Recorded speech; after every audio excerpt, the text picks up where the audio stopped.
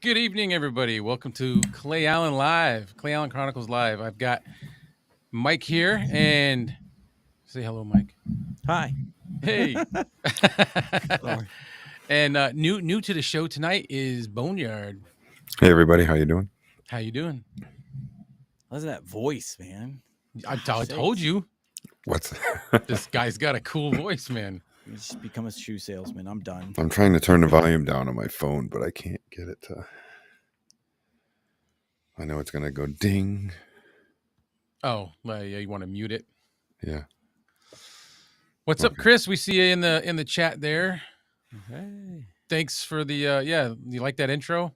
We were worried that it was too good, and like you guys would see us and just kind of like go do something else. That's funny. Yeah, I said he made that video. I'm like, that's gonna be like, responses. And he's yeah. like, what do you mean? Oh, I mean, after seeing an intro like that, then go live to seeing us. They're like, oh. I was sitting here, hey, Yeah. Some kind of Very epic cinematic. podcast. Yeah. And then it's like, huh? it's these just guys. These guys. Yeah. I made popcorn for this. Oh, that's awesome. Yeah. So yeah, good. Hey, good evening, Lori. How you doing? Oh yeah, I didn't even tell her hi, or I didn't. Hi, It's honey. okay. I took care of it for you, Mike. Thank you. I left her in Salisbury because we were out shopping, like I told you earlier, and I was trying to get home and just get some fluids in me before going live. So, What you drinking? Coffee? Coffee, Gatorade. Okay, at least there's a Gatorade. Water. Some electrolytes, man. Yes. You need some electrolytes. Yes. Technically, there's nothing in the fridge. It's all right here. Not sure I left anything for anybody else. It's all right here. I keep the room at a balmy 60 just to keep the drinks cool. Keep the grease cool. Is that what you said? The drinks. That's awesome. I've got my milk. Yes, he's an avid milk drinker. I am. I'm addicted to I remember it was like what, 8 years ago, me and you went for a ride to do some night photography stuff, and we stopped at Cumberland Farms, and it was cool out, and I was getting a coffee, and he's over there with a coffee cup. I thought he was getting coffee like me, and when we get back in his Jeep, he's got this big large coffee cup and it's full of milk. He just went over to where the milk and cream is and just got milk. Well, Cumbies has real cold milk out of the dispenser like that. And for 99 cents, you get a big ass cup of milk versus $3 for that sip that they sell. So yeah. I asked the girl at the counter, do you guys mind? They're like, nope. Okay. I guess it I ask for extra cream at Dunkin' Donuts all the time, and it's never enough. So I always go in there with my own mug with like some already in there, and then pour theirs into this. Yeah. Oh, you like pregame? Yeah.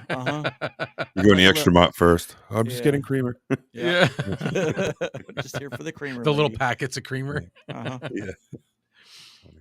That's awesome. So what tonight's subject is about, it's not my subject. It's actually Boneyard's, and it's I think a very solid subject, and it's we're going to entitle it Existing.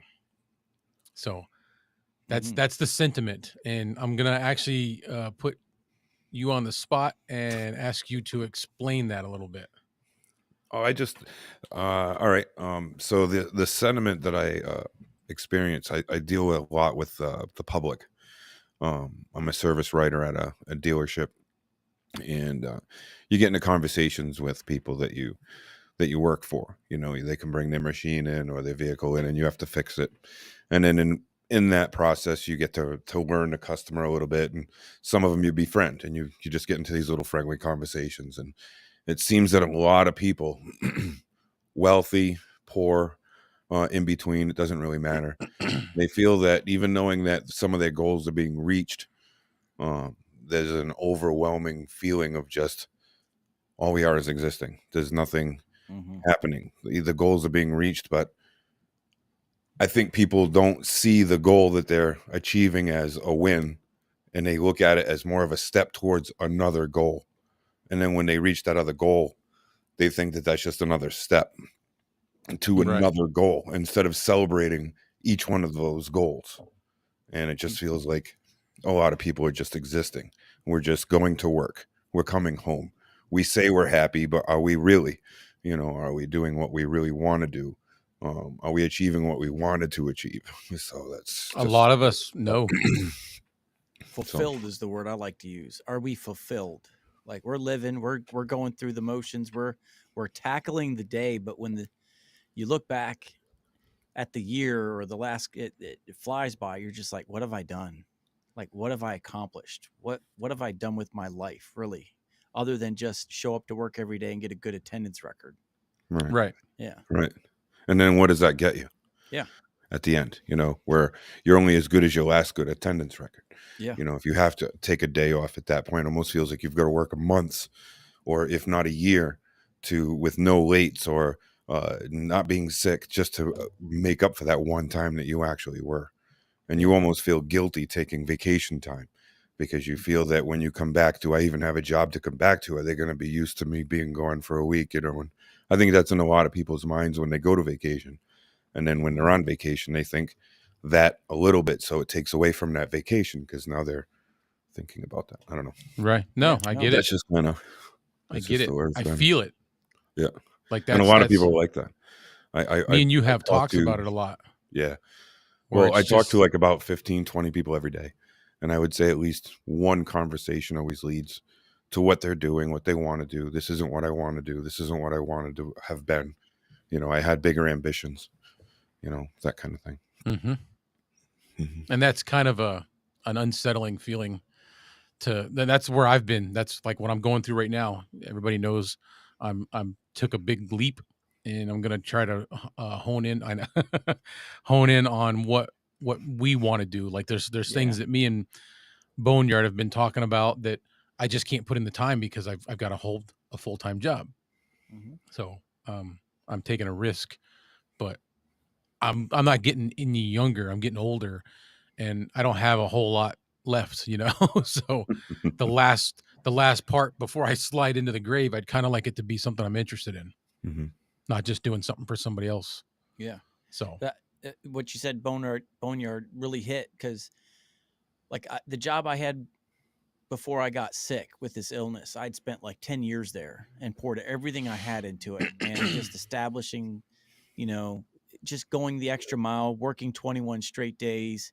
You build up this like credit to where you can just do what you want at the workplace, and you can, you get to make the decisions. Everybody leaves you alone because you're doing such a great job. They're like, just don't mess with him. He's in his jam. And now that I can't do that job anymore, it's like looking back, okay, that's all gone now. So who am I now? I'm not maintenance supervisor for this, and I'm not the supervisor for that. I'm just I'm what just are me you? now. So what am I? What am I doing now? And you're starting all over. And it's like you ask yourself, did I just waste 10 years because I wasn't pursuing my dream because of that job? Now that job is gone. I don't have the job nor the dream. They're both gone. Yeah. It strips all the ambition from you. Yeah. And then you think about it and I'm like, okay, I slave away at a job and I try my hardest and I do my best. Not only is it expected, but it's expected of myself. That's how I work. That's what my brain does. So when I try to do something and it's 110% and I'm giving it to this person, and at the end of a 40-hour week or a 50-hour week, there may have just been some frustrating time. You may have just said something you just blurted out of anger or whatever, or you acted a certain way that was a little different, and instantly the vibe changes. And it's forget who you were for the last year, 5 years, 10 years, however long you gave to these people. And then at the end of the day, you're worth nothing to them.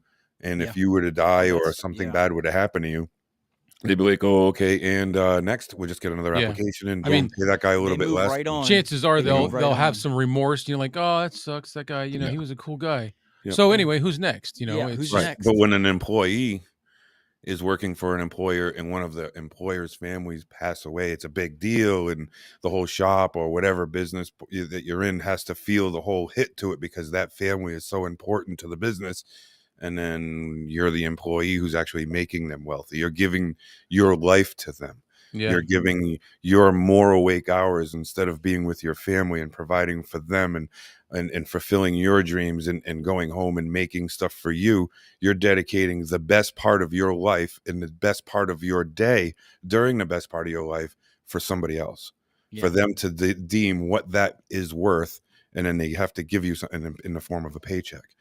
And I just, I guess I'll always have that feeling towards that, because I've almost achieved the point where I could have people working for me, that I had that little goal, and I lost it, but we'll chase it again. But regardless, I hate giving my good time, my good part of my life to somebody else who in return doesn't appreciate it like Yeah. they should.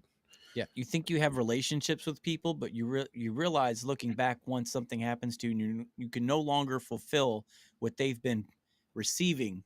Like they're Mhm. not producing anything in that relationship; they're consuming it. And once you stop producing, there's no relationship, and you're like, man, I thought we were friends. I thought we were close, we were tight. But it's Yeah, like then you realize, no. They just liked what you did for them. They didn't right. really like you so much. They tolerated you, Mhm. not that they didn't, not that they disliked you, but you were a relationship of convenience, not Right.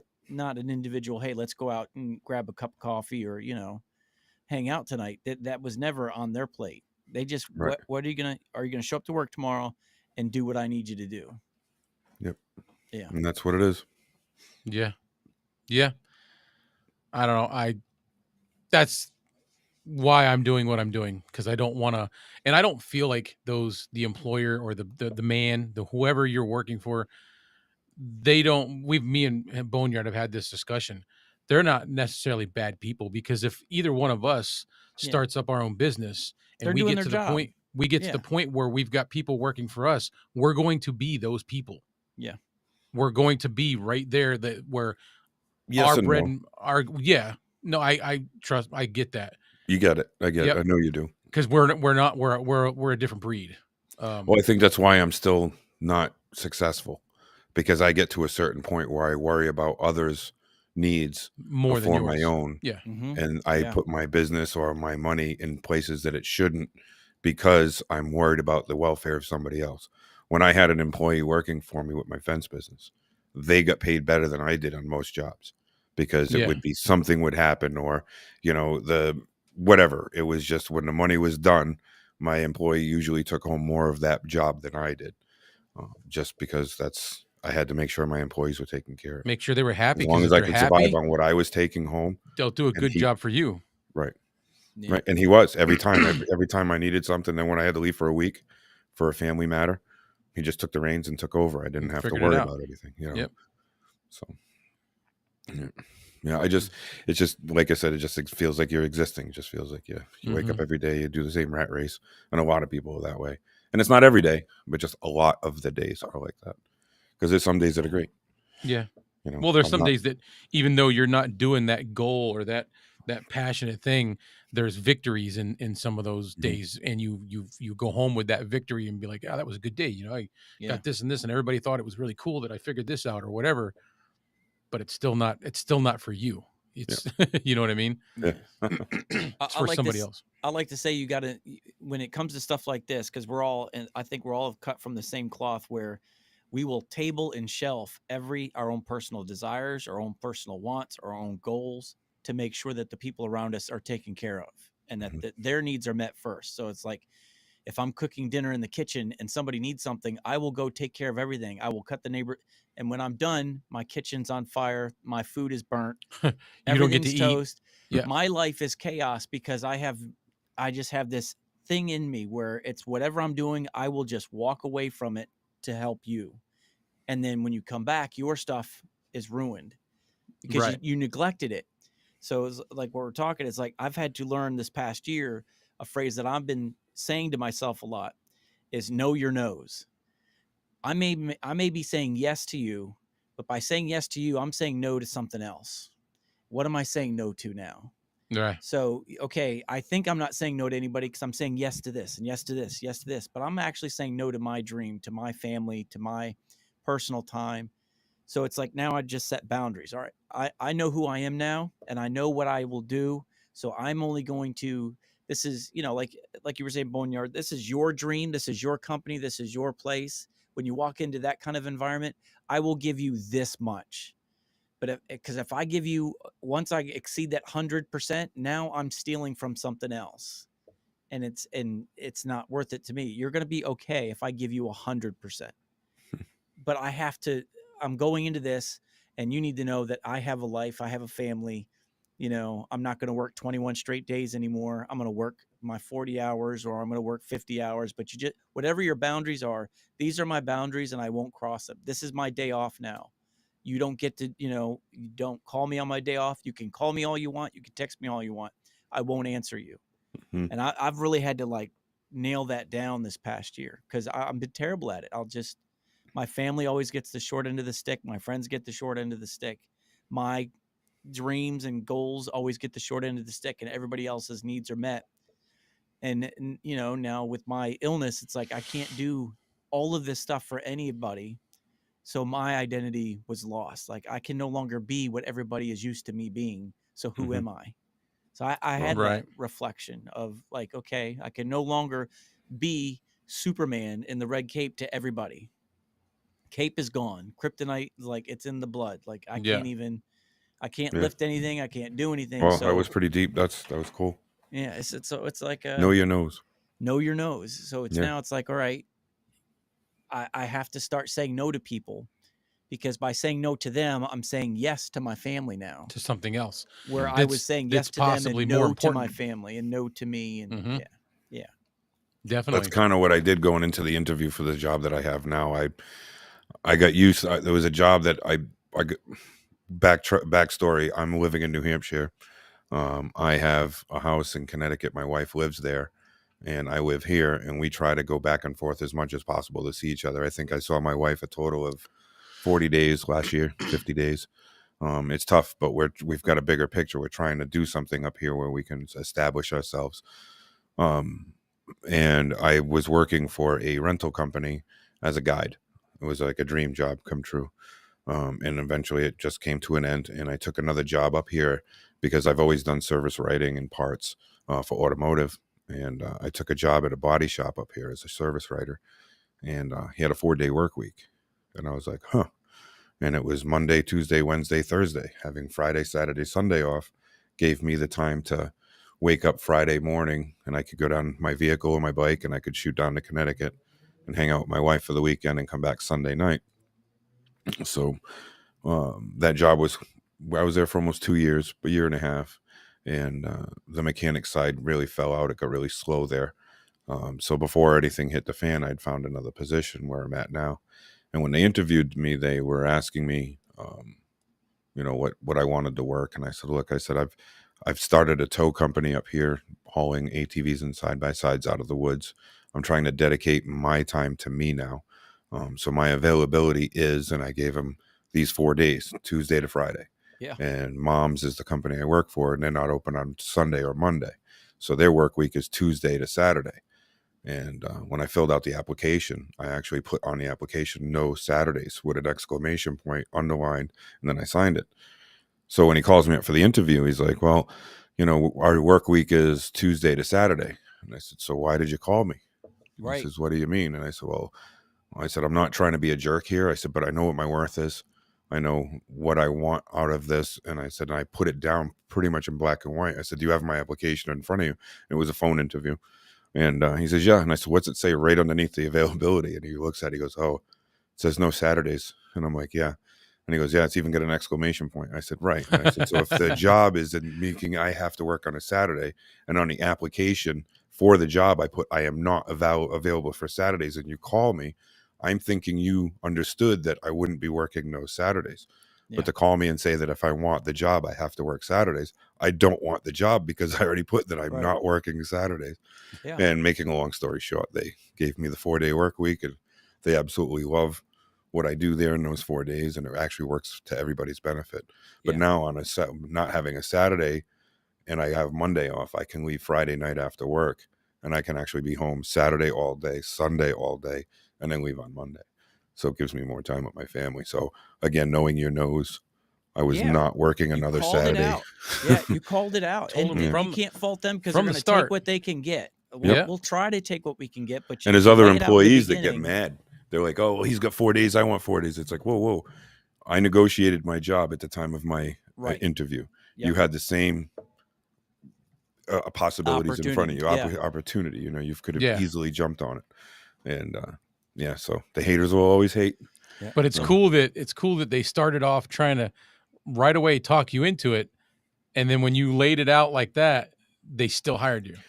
Well, it's, you know what, I was at a position where I had another job, so I didn't have anything to lose. I really wanted to work for this company because it's in the atmosphere of where I want to be with the ATVs and side-by-sides. Right. With that being said, I also know that at my age, I know what I want for my hourly rate.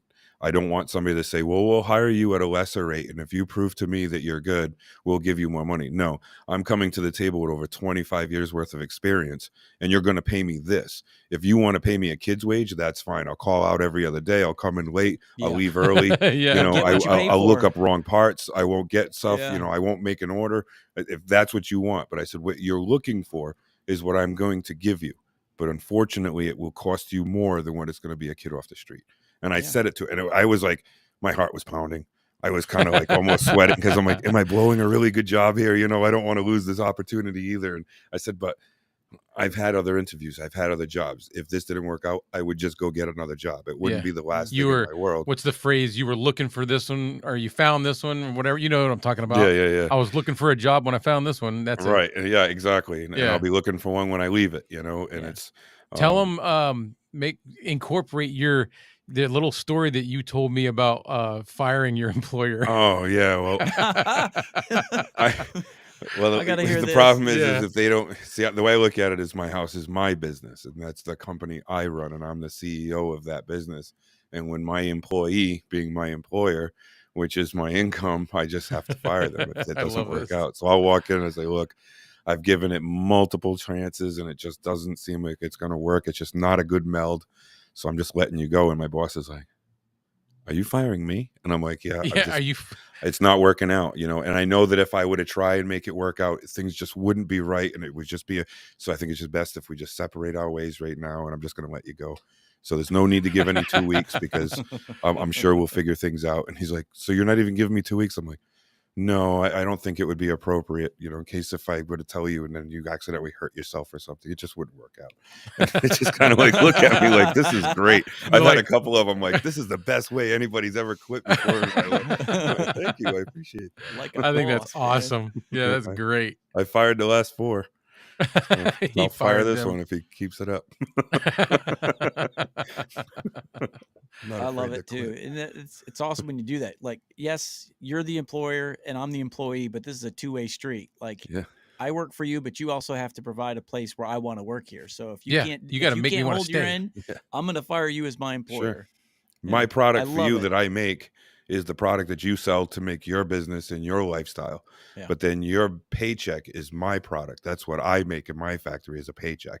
And if that paycheck doesn't meet the right expectations, then I'm going to have to make a better product somewhere else. That's all. Yeah. Holding them accountable to such an awesome way to go, approach for it. I love it. They don't hold back. I'm not going to hold back. I've had a boss where I've walked in and I said, what's a gallon of milk cost? And he looks at me, what's a loaf of bread cost? And he's just like, I said, you don't know.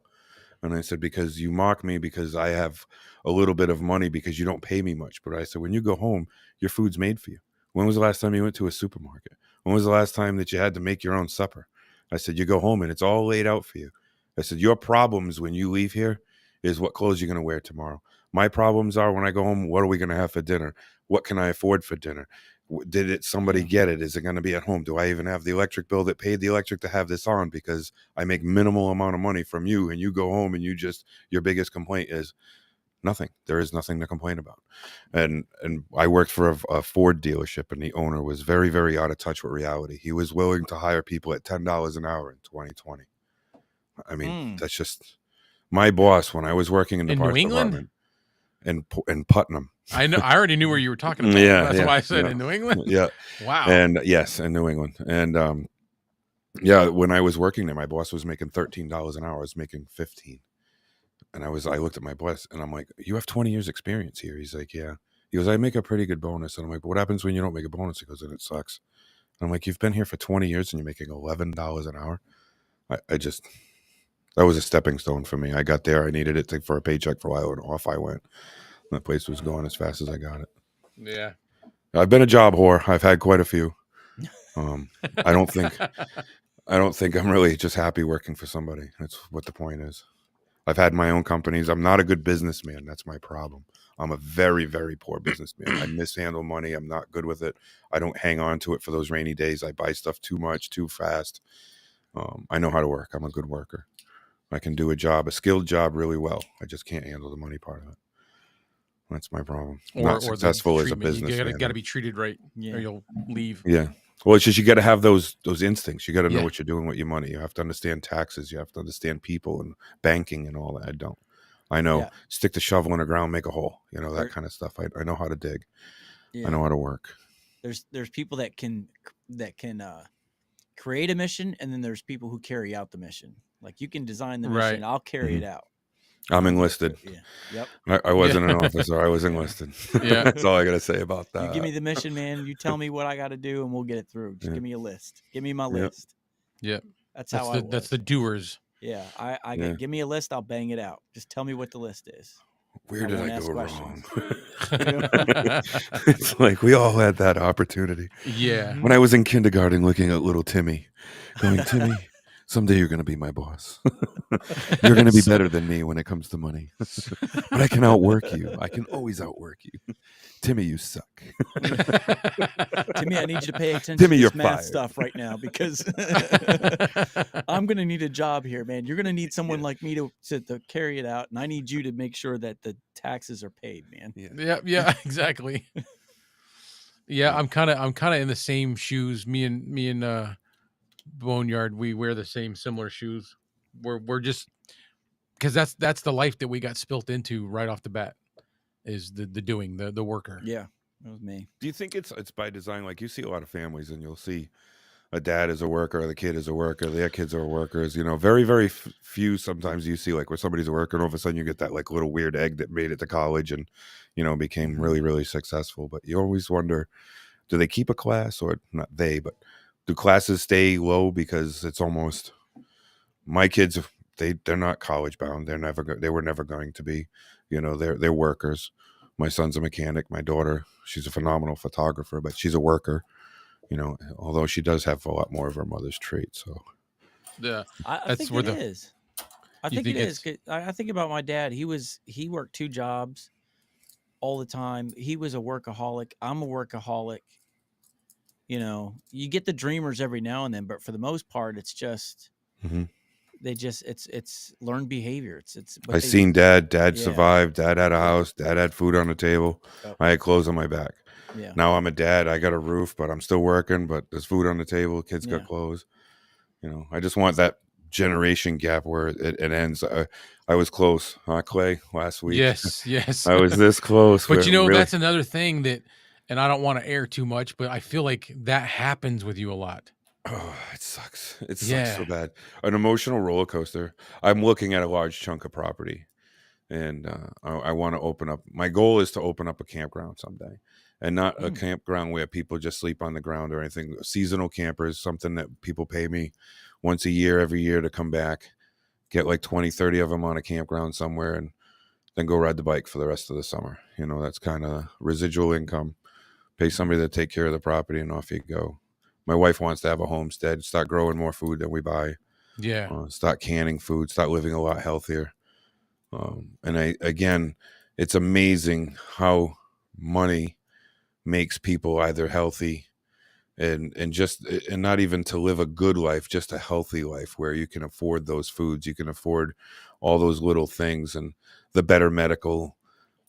We have a boss where his wife had a massive stroke, and I mean she's doing great and all that, but my mother-in-law had the same stroke and she's dead now. And same thing, but completely different class of money. One's dead, one's actually almost fully recovered, and it was exactly the same thing. So just it sucks when you see that. Yeah, that's always been a thing. Like we've always known that like some things can go away if you have Yeah. money. I just want to be more self-sustainable. I just, Um, get away from that. That's I all. want to I take a want to quick be that second. guy. Yeah. Ron, I'm going to interrupt you. I just want to say hi to a couple people in the chat. We haven't said nothing to nobody. Hi, Miss Sorry. K. Hi, Mrs. K. I wanted to Oh yeah, say this is a thank you live stream, ain't it? for Yeah, joining that's us. right. How you doing, Steve-O? Steve-O. Yeah, Steve-O. I did say hi to Chris, and now Chad is in there. What's up, Chad? How you doing? Sorry, I didn't mean to interrupt. I just No, want to make you're sure good. Yeah, no, that's fine. And I'll tell every you, now and then address who's people. in that group of people, only because I know him personally, is Steve. Once you get him in a good conversation, he could definitely throw into this as well. He's lived some really shit times in his life, and I've seen he's like a very he's one of those people that you look to and go, man, he has survived through some serious crap, and he still turned out to be one heck of a person. Right? How'd you do it? Yeah. Yeah, exactly. Yeah. Yeah. If he could write a book on how to do it, he'd be a millionaire. That'd be sure. But Steve-O, just a shout out to you, bud. Yeah, it's amazing what you can do when you have to fight for every meal every week. Oh, but sometimes don't you just get sick of it though? Yeah. When you of get course. sick of fighting for it, I mean, every now and then, Yeah. don't you just want that little break where Yeah. you wake up and I want to go to bed tonight and not be worried about tomorrow? Yeah. It doesn't happen every night, but a lot of nights. My I wife would and just I like to be. had that moment where a couple of years ago we just sat down and it's like, all right, we just got to start making a decision at where we are in our life. Are we going to continue to work jobs to keep getting the stuff to keep up with the Joneses, or do we just go get a job that allows us to have the life that we have? The one that you want. Yeah, That's okay. what you Make the lifestyle, go get the job and make the lifestyle fit the job instead of getting the job to fit the lifestyle. And it's because then it's always going to be mindset changes. Yeah, the lifestyle is always going to be the job. So instead of having, like, we moved out of a brand new townhome, it was only a couple of years old, and we moved into this house. It's a 100-year-old house, but you know what? The rent was like half of what we used to pay. Like we just went to a smaller, more simple lifestyle, getting rid of the big car payments. And now I drive, I've always been this guy. I've always driven the car that's paid for with 200,000 miles on it and fix it myself. Then the $500 car payment. Yeah. Now my wife is in that same thing now. It's like, okay, so now that we've reduced all these bills, we're enjoying life a little more because we're not stressing about how do we pay the bills this month. So we had to change our lifestyle. So yeah, so my son was like, my son's 21 and he's trying to plan his life now because he's, getting ready to hopefully propose to this girl he's been with for 5 years already. And she's like a daughter to me already. I'm like, dude, you better get on that train, man. Don't lose this one. I like her. I like her more than you. The only reason you're still here is because she might be part of the family someday. So you're trying to keep him around for that. Yeah. The only reason I'm keeping you in here is because she might come with the package and she's an awesome lady over there. All right. But it's just like, I just told him, I said, because he's trying to figure out what to do, what kind of career to have. I said, just what life do you want to live, and go find a job, or go find a job you truly love, and then find the life that allows you to live with that job. All right. Okay. If that's if you really want to be a local municipal cop at $30,000 a year, then don't try to buy a $500,000 home. Right. No. So just, what do you want? You want the nice home or you want the nice job? Because let me tell you something, your home, if you want that fancy home, you're going to spend more time working at a job you hate To pay for it. to spend 2 hours in that house and 24 hours or 22 hours at a job site that you hate, or go get a job you love and you don't mind, man. It's just like, it's whatever. So yeah, it's just a mindset, and it ticks you off that you got to cut some stuff loose that you truly enjoy. That you got to choose. Yeah. Yeah. It's like, okay, I pull up and, I see these people with these, huge trucks that I've always wanted my entire life. And it's just like, I could have that truck, but I know what I'd have to give up to drive that truck. Mm-hmm. And you don't want to give that up. I don't want that life. I want the truck, but not the life that comes with it. Right. Yeah. I can't. So it goes to the existing thing. I don't want to exist to drive a truck that nobody cares about, but I get it because it looks cool, and I think I'll have some kind of credibility and value in my community and how I'm seen as a valuable person. Now it's just like I wear a $30 watch, and I have a 1997 Dodge Dakota with 230,000 miles on it. And I look at the people that have the $1,000 truck payment, and I'm just like, Yeah. I'm sorry. I like the I'm argument sorry where they for go, you. "Don't you hate fixing it all the time?" I'm like, "I don't spend No. $1,000 a month fixing it. I can tell you Yeah. that." I spent less on my truck this year than you did. Yeah. Yeah, right. Yeah. And mine's still running. You know, I Yeah. just, you know, twice I had to put a couple $100 into it. You paid more than that this month alone to not have problems. The best running vehicle we have in the family right now is, between my wife and I, is our Cherokee, and I paid $900 for it like 6 years ago, 5 years ago. Yeah. Thing still runs good. Yeah. I don't know. What's I don't need all what's the frills. I don't need the what's the deal on the Yeah, other vehicles? Exactly. I just got my locker delivered. Oh, I gotta go on my front step. It's here.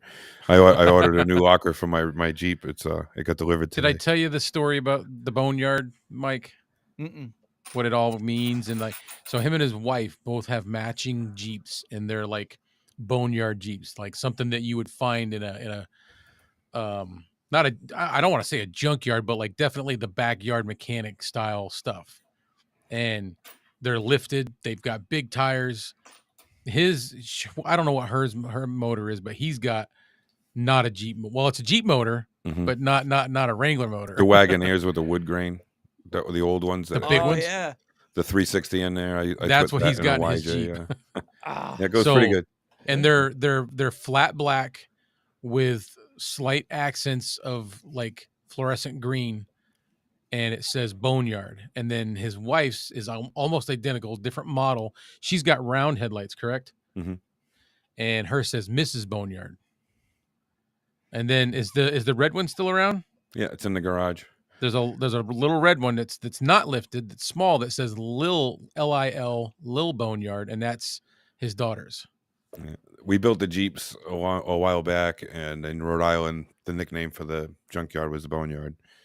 And I bought a lot of parts from the local junkyard. And one of my buddies said, if you put too many parts from that salvage yard into this thing, it's going to be a boneyard Jeep. So I thought it was funny. So we put a decal on the hood, and it says Boneyard Jeep. And Yeah. going wheeling with all the families, the children would come up to my wife and I and Mr. Boneyard, Mr. Boneyard. So it kind of just stuck. I love And it it. was 25 years ago, something like that. But my daughter, for the longest time, everybody thought her name was LB. They didn't realize it was like, maybe Laura Beth or something. They didn't realize it was Lil Boneyard. Yeah. And then she was talking with a guy who's trying to start a TV channel in Connecticut, a new channel. And he was talking with my daughter, and she said, LB, Lil Boneyard. He goes, wait a minute, you're a boneyard? He goes, your dad's boneyard? Like, he knew me. And I have no idea who this person is, Yeah. But a lot of people knew the Jeeps. They were kind of popular. We've had them for a long time. And in that neck of the woods, in Thompson, Rhode Island, the Massachusetts border right there in the tri-state. It's cool. They're well known. Yeah. Yeah. In the Jeep community. Yeah. There's a lot of people that if you mention those, they're like, oh, I've seen those driving. I've seen them. Yeah. Yeah. I'll talk to some people and I'm like, oh, those boneyards, they suck. Really? Oh, they're nice people. I haven't really met them, but I've always heard nice things. And I'm like, oh, cool, But I would start the conversation. I've heard those boneyards suck. Just to see what people say. Yeah, they're assholes, man. Yeah, that's right. They are. And then you're like, so anyway. Well, we were leaving one day. My daughter and I were leaving in the little red Jeep, the little boneyard, and we were coming down my driveway. My driveway is about 100 feet long, and it comes down a hill. And I get out to the road, and a Jeep goes by. The 3 Jeeps is another story, but a Jeep goes by, and it goes by real slow. And the 2 kids that were in it, you could see looking up my driveway as they drove by. And as we were coming down, my daughter says, that was weird. And I'm like, yeah, I don't know. So we get to the end of the street, and the Jeep is parked on the side of the road. So as I pull up alongside the Jeep, and I roll the window down, and I'll unzip the window, and I lean over, and I said, you guys all right? And the kid leans over, and he looks at the other one, and he says, are you the one they call Boneyard? And I look at one, I go, yes, I am the one they call Boneyard. My daughter's not looking at them. She's looking right at me like, what's going on? It was just really funny. Yes, I am the one they call Boneyard. Yeah. Like, who the hell is that guy? Who cares? It's just neat. It's a thing here locally, it's just kind of cool. Yeah. I had a Jeep garage in Rhode Island for a while, and I built quite a few Jeeps for people, about 30 or 35 Jeeps from the frame up. And a lot of people get to know you and your work really quick. My future daughter-in-law drives a Jeep. Oh, no kidding. Yeah. So yeah, she's a keeper. Yeah. Yep. She's keeper. She's a Yeah. jeeper, so she's a keeper. Just empty every pocket. That's what it Yeah. stands for. Chris says he drives a 1990 Dodge 1-ton dually diesel with 400,000 miles on it. Billy broken in. Yeah, Yeah. well, see, that's just it with a diesel. If one person's driving it and they're taking care of it, you can do that. Yeah, 1,000,000-mile motor. Yeah, Yeah. easily. Says it's paid for itself many times over versus the big fancy $100,000 Yeah. 1-ton dualies. They're Yeah, all just everybody's like, pretty. "You're gonna get rid of the truck?" I'm like, "No, kidding me? I Why? love it. It makes more Yeah. noises than my body does. It makes me feel better." It's older. It's Yeah. older in like measurably than you. Like you know Yeah. what I mean? Not in years, but Yeah. People are afraid to ride with me in my truck. They're like, "Dude, that's a death trap." I'm like, "No, it's not." Why'd the dash move? Because I stepped on the brake pedal. Don't worry about it. We were loading stuff in the back of my truck, and someone's like, "Oh man, I think I might have scratched something." I said, "Dude, this truck has a custom paint job. There isn't a single truck in the world that has paint like this." yeah. There's so many scratches and dents in it. Yeah. You know. Yeah. Chad didn't like it. Wasn't the life for him. See, No. and it's not for everybody. No. It's definitely your life. We had a Jeep Grand Cherokee In my couple life for a years ago. long time. Yeah. You had a what? A Grand Cherokee? Yeah, we had a Jeep Grand Cherokee for a while. That's what we have now. A 96. Yeah. I had a 99 Cherokee Sport. I loved that thing. That was the Mhm. 4.0 Was that the red one? gold. Oh yeah. My ex had a red one for a little bit. Yeah. Okay. Yeah. That's right. But I had Split. prior to 2014, I had a gold Jeep Cherokee Sport, and I loved that thing. That motor was, Yeah, the 4-liter high output. I'm the one that toasted it. Mhm. I was replacing the radiator in Florida, and when I went to put it back in, I accidentally busted off that little where the overflow is. There's a little plastic piece. The piton. Yeah, and it broke.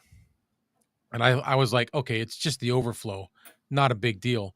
I'll just I took Not out a big deal. Don't I worry took about out a it. milk jug They put and it I there like just- melted some plastic together, to get it to seal it back up. Sure. And I was like, I'll go down to the auto parts store and I'll buy a new thing for that, a new fitting. And by the time I got to the auto parts store, I had overheated it and I smoked the block or the head gasket or something. I did something because it never ran again. You did something. Yeah. I totally did something. That's funny. Yep. Yeah.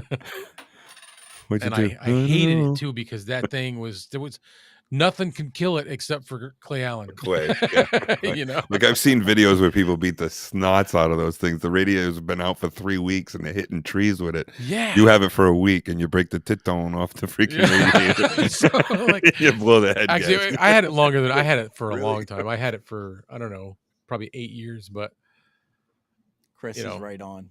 I'm with Chris on this last comment. well, let's put that up on the screen there. I've never washed my truck. Go ahead and read it. My truck only gets washed when it rains, and it rides like an old horse-drawn buckboard on a what is that? Rutted roads. On our rutted Yeah, roads. until I put a couple 1,000 pounds in the bed, and then it's a Then it's great. Cadillac ride. My Yeah. truck, I bought it. I wrecked my Dodge Ram, which had 180,000 miles on it. Got a Dodge Dakota 4 or 5 years ago. I've never washed it. Never washed it. No. I'm terrible. See, but I can't do that, man. I the gotta have inside's it's gotta clean. look pretty. I gotta wash it. Yeah, I wash my it's clean stuff. on the inside. Yeah, right. Yeah. I'll don't wash care my what stuff they and go down say. the road and there's a puddle. Yeah. And you're like, Yeah. woo. That's my thing, man. I get so frustrated. You spend $15 to take it through a car wash, and then all of a sudden you hit a pothole and there's mud on the side, or you're going down the road the other day and they're like retarring the road, and you get all. I was like, I'm over it. Not washing it again. Forget it. Miss I'll K's just take got care of the inside. the 5.7 in a Jeep. I've never had one of those. Oh, It's got a Hemi. Yeah, it's got a Hemi. It's got a Hemi. What's that thing got in it? Two Oh, sheets I of had a plywood, some dog 5.7 food. Oh, you Hemi. mean the motor? It's a Hemi. I had a 5.7. It was in a Durango, not in a Mm. Jeep. Same motor. Yeah, no, I'm just saying I've never had a Jeep that had a V8, especially not no Boneyard V8. Yeah, no, that thing goes pretty good. Yeah, Just a little under 325 horse. yeah. okay. It's a beast. Yeah, And he's I've got like no exhaust, so it's like It is an exhaust. It just happens to not have a muffler, yeah. but there is an exhaust. It goes all the way up to the back. Oh, does it go to the back? Oh, that yeah. Mostly. Yeah. See, I've got the Dakota with the big V8 in there, and when I got it, there was a huge hole in the muffler, just gone. So everybody's like, "Dude, that is some awesome exhaust. What is that? Custom?" Yeah, it's custom. Yeah. Nobody got one like this one. It's a Roted. A Roted. If you can find the parts to make it, Yeah, it's a Roted muffler, man. They're expensive. Take a while to get too. You know, did you just catch that?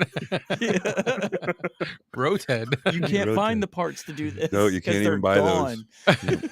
Yeah, you strictly can't. custom You right can't there. find them because they fell off 12 miles ago. Yeah. You can find them. They're on the side of 146A, Yeah. right next to the pothole.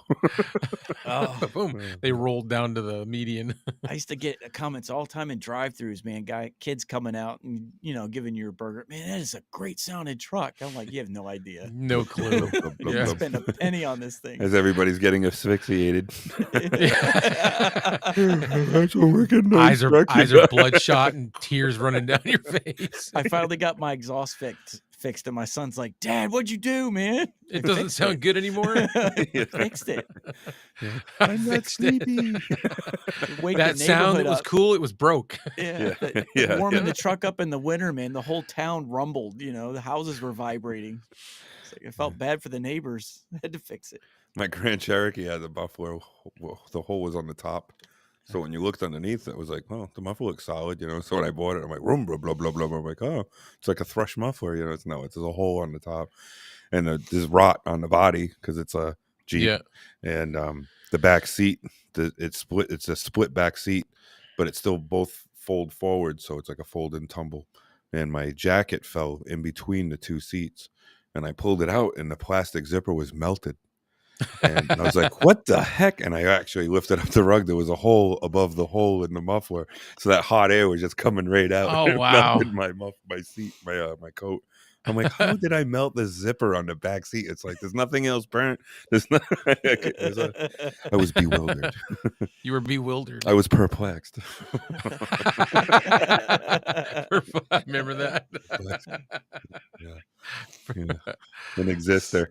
Didn't know how to use vocabulary. How to use vocabulary. We had a friend of ours. Well, no, we had a common employee, a coworker. Coworker. Yeah, and she didn't know how to use certain words. And there was a truck that was trying to leave the property, and it pulled out of the driveway and then turned, and it got hung up on the landing gear on the hump in the driveway. And she looked outside and she goes, "That truck is so perplexed outside." I'm like, "It's confused?" And she goes, "What?" I go, "Perplexed. It means confused." And she goes, "I don't think you know what that word means." I go, "No, I don't think you know what that word means." It's like, Yeah. the truck's out there perplexed. I was like, "No, it's not." I'm pretty sure. Those are the fun people in Perplexed. life. You just sit back and listen to them talk. He's got some bad juju with her. I still know her. I don't hang out with her, but I say hi or whatever on Facebook. But he's not wrong. She had some funny words. I used to work with a guy like that. He's like, "Yeah, man, we could do this and this, man. We could kill 2 stones with 1 bird." Yeah. The problem is catching that bird, and then you got to chuck it pretty hard. But you got to nip the wings so they can't fly. My I've tried daughter doing chimes empty in. stones. She That's says, hard. "It's me, the CJ." What's up, CJ? The CJ. Hi, Dad. Oh, hey, that is LB in the house. Huh? No, this is mine. Oh, that's yours. Oh, Yeah. because my daughter has a CJ. Oh, no. You're hardcore into YouTube when your family communicates to you through the chat Through of your live streams. through the chat. Yeah, from the other room. Yeah. Oh, we're so close. Yeah. See, look, now she's chiming in all kinds. She's never done this. She's never watched. She's like, "It's me, the CJ." The CJ. That's what she named herself on that channel, I guess. The CJ. It's me, the Speaking of CJ. name changes, Oh, it's me, the CJ is her Yeah, name. it's me, the CJ. Oh, that's kind of funny. Chad changed his name again. To what? Chad on the road. Wasn't it I Chat thought- on the Go? And then before that, Chad's Oh, it Adventure? was a Yeah. Chat on the Go. Well, Chat on the Road Yeah. works too. Yeah. He's I growing. just caught that. He's growing. He's got some leeway to do that. You I know. want his bank account, man. He's all over the place. I know. He talk about existing. This dude is like living. Yeah, they know he's He was doing at the some living Seinfeld lately. Diner the other day. and- Yep, he went to New York and Been in seen all kinds of submarines. stuff. Yeah. I'll be there. I won't be existing for too much longer. We're going to be living. Yep. I just Yeah. want to travel. We want to get on the motorcycle and cruise the country for a bit. Oh, He's sounds already great. done that twice, Yeah, dude. Just- They're hardcore. Like yeah. they rode their bike the first time they went out wherever you went. They ended up. We're in New England, keep in mind, and they drove to Colorado. Well, the first time we made it Somewhere. to, we went down to Texas. We did around 6,500 miles in Wow. 14 days. So we're averaging about 700 miles a day No tailbone left. on a Heritage. But he posted a picture on one of the trips. They had gotten off the bike and were taking a break, and he was covered from head. All the picture was down to like the bottom of his torso, covered in snow. Yeah, we were in on Wyoming. a motorcycle. Yeah, on Bighorn Pass. It was 11,000 feet, and when we left, didn't even look like it was going to rain. And we get over the pass, and we're right at around 11,000 feet, and it's like a blizzard. And there was snow accumulating on both sides of the road, but not on the road. And a truck driver's coming at us, and he's got his thumb up. He's like, "Oh, hey!" And I'm like, "No, this isn't cool. You know, I'm a freaking driver. I think I'm going to die." So we pulled over because it was freezing out, and I went to go grab a sweatshirt. And this is May, right around May 12th, because it was our anniversary. And something growled on the side of the road so deep and so low that my wife looked at me. I looked at her. There was like no thought on the bike. It took off. We were no longer cold. It was Well, now. I let's don't get know what it back- was, but there were the Grizzlies were all running around over there because they're all waking up, and they have their babies with them, so they get very defensive. So if you pull over, there happens to be one there. The mama can come charging out of the woods, and I was like, I am not sticking around for this. Yeah, it was pretty surreal. That was one of the best trips we've done. That was cool. Yeah. We went through Yellowstone. We went through the Badlands in South Dakota. Made it to Devil's Tower. On the top of Pikes Peak that trip. That was a good ride. A lot of things on the bucket list were crossed off.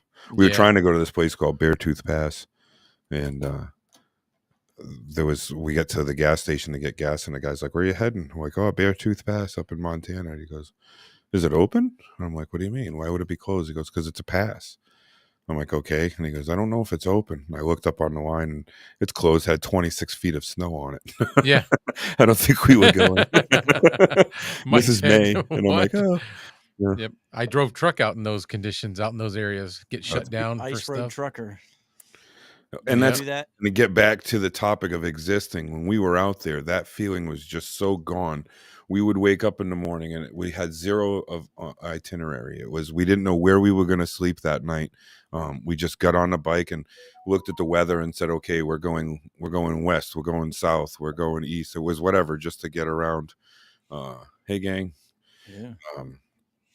We were trying to get around the weather or whatever, and that was just some of the best riding and so free. You wake up and where are we heading? This is life. Just man. whatever. Yeah. And off you go. And you're riding, and when you start to get tired, you take a break. When you run out of gas is when you eat. You get about 175 miles to a tank. So we were stopping like every 2-3 hours anyway to eat and get gas. So, and then what's down this road? And all of a sudden we were heading to one place, and we'd see this road that looked like we needed to take it. So we turn around and we take it, and we get to the very end, and it was 50 miles out of our way, but we have to turn around and come back because I want to see that road now going in the other direction. It was just that kind of stuff.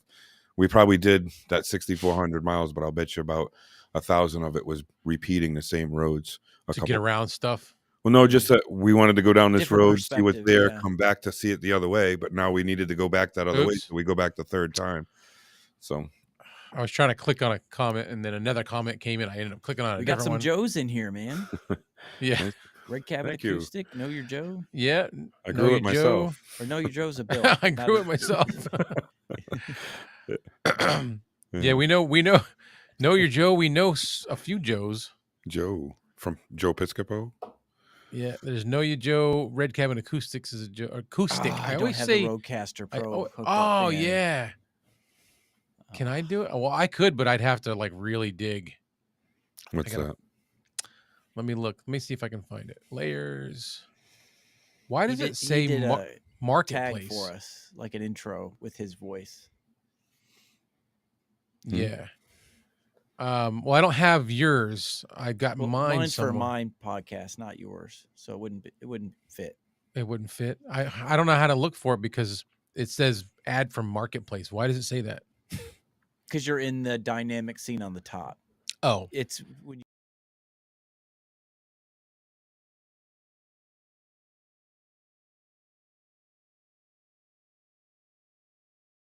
we're still here. Hold on. You are There you on go. All right, stage. There now we are. okay. go My into bad. studio mode on the top, and then you can do all I that. was scared. It was dark out. So media files, right? It was darker. Oh no, media share. I thought Don't these step sunglasses into the actually light. started working. I was like, wait a second.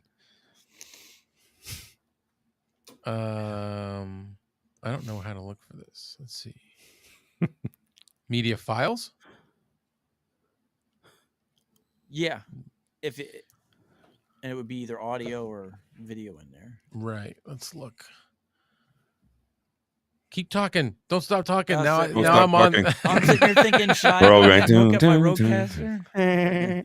Yeah, you might want to. I've got to like really search for it. I see stuff for me and Oh, Boneyard. we're in a different studio because the other I have all that stuff in the other studio. Oh, so never mind. Yeah, I was gonna put the banner up and everything for I'm in my dining room, For- living room, kitchen. Joe.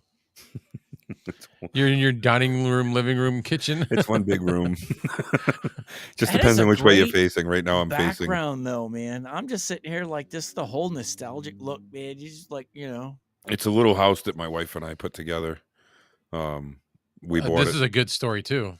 We actually weren't trying to buy this house. We were trying to buy land in Maine.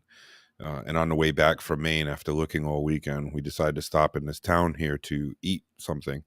And while we were eating and getting our food, my wife's looking on Zillow, the app for houses, and she says, "Well, look how cheap these houses are." And there were houses here that were $17,000, $20,000. There was a 3-decker apartment building, 3-level, with brand new decks on the front for $23,000. I was like, and it was fully rented out. And I'm thinking to myself, we just buy a couple of those, and these people are going to pay rent, and we need to look here. So, making a very long process and story short, we ended up settling on this house. We had actually put an offer in on one house, and it didn't get accepted. And then we put an offer on this house, and the same day that this got accepted, the other house that we really wanted came back on the market. So we ended up getting out of buying this house to put an offer on the other house, only to not getting it accepted, and we lost on that. And we ended up getting this house eventually, and it was a blank slate. There was the gentleman that owned it before us had bought it in 1999 or thereabouts, and he did like about $40,000 to $50,000 worth of renovation through the house. Took all the floors off, raised the 6-foot ceilings to 8-foot, first and second floor, no slanted ceilings, all new electrical, all new plumbing, new insulation, new sheetrock, but didn't finish it. It was mud and tape on the walls, wires hanging out of the wall, no fixtures, pipes sticking up through the floor, no cupboards. So my wife and I just kind of cheaped out, and I went very rustic, went as I love that inexpensive as look, man. possible. And thank you.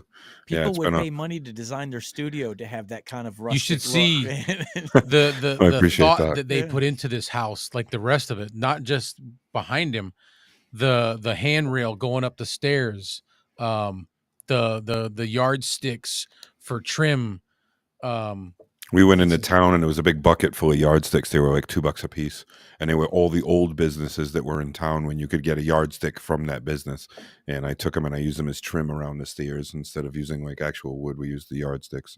The ladder that the person that used to own this house, his name was Harold Johnson. And if we had a whole nother show about that, there's about how we figured out who Harold was. And anyway, there's a ladder that was in the garage, and there's paint on it, and his fingerprints are in the paint because they left him on the ladder, and we used that ladder as the hand railing going up the stairs. So we took everything that was considered junk in the garage and turned it into something here inside the house, made furniture out of it, or the sink is an old wash tub that was in the garage. I love doing that. Yeah, me too. Like pallet wood, going to construction sites. God, yeah. I'll raid them. Like if you ride through neighborhoods where they're doing construction, they throw so much wood away. Well, this right here, it's got life to it. It's got marks on it. I love that stuff. This is fairing strip. That you buy 12 of them in a bundle for like $4. Yeah. And they're 10 feet long. You just run them on a table saw and you just cut that little rounded edge off. Yeah. And you've got trim wood for dirt cheap, Yeah. That's what we used. Whatever we could get cheap. I didn't have a big budget. When we bought the house, it was right around $32,000, $33,000. And I only had about another 20 to make it livable. And there was nothing here. There wasn't even a toilet. It was ready to have one, just didn't have it. So. It won't let me add them because they're a .wave. Oh yeah, I hate that. EVMux is only MP3. How do I change it to an MP3? You got to download it as an MP3 or convert it. You're not gonna be able to do it now. Oh, yeah, never mind then. That stinks. Yeah. They're really cool. What was it? It's Red Cabin Acoustic. He does like voiceover work. Oh yeah, I've seen that. The stuff played that I've one been of trying them. to get you to go into, and he's got a couple intros for us and stuff. Yeah, because he's like the Clay Allen Chronicles. Yeah, it's actually in a couple of my videos. Yeah, one or two. That's awesome. The only reason I haven't put it in more is because I'm a nerd. I get all excited and post them and then go, oh, I didn't put this in, or You do that a lot because you did that with a lot of our videos. Yep. But like even your light over your right shoulder, or I can't tell. Yeah, that side. I mean, it's like you couldn't have placed that in a better spot. Like this is all just like that's just like over the kitchen sink, isn't it? Yeah, that's just the kitchen sink light. Yeah, kitchen in the dining room. Yeah. And all the paintings. My wife makes a lot of the paintings like this. Spent 2 years in this room trying to get it right, man, and just sitting in your dining room, rocking and rolling. Their house in Connecticut, the living room, the entire ceiling in the living room is the Centennial flag. Wow. Yeah. Those two, that light and that light, they're actually old pie pans. They're Frisbee pie pans upside down. And then those things that are hanging up there, those are wheels that would go on the bottom of a barn door that they would slide open and close. And I wrapped a cord around those and hung them off of that and attached that to there's an I-beam that goes above right there. Oh, yeah. And that bamboo right there, that's actually a piece of the handle of an 18-foot long bamboo fishing pole that was found in the basement here that the original owner had. And it still has the hook and the cork bobber on it. And what they would do is on the river over here at the end of my street, there was a lot of shrubbery. So they would just take the pole and they would stick it and hang it over the shrubbery and just dangle the hook, and then the trout would jump on it and then they could pick it up and bring it over. It's pretty neat. Yeah, it's a lot of history here. Love this whole town for that. Isn't there somebody sharing the house with you?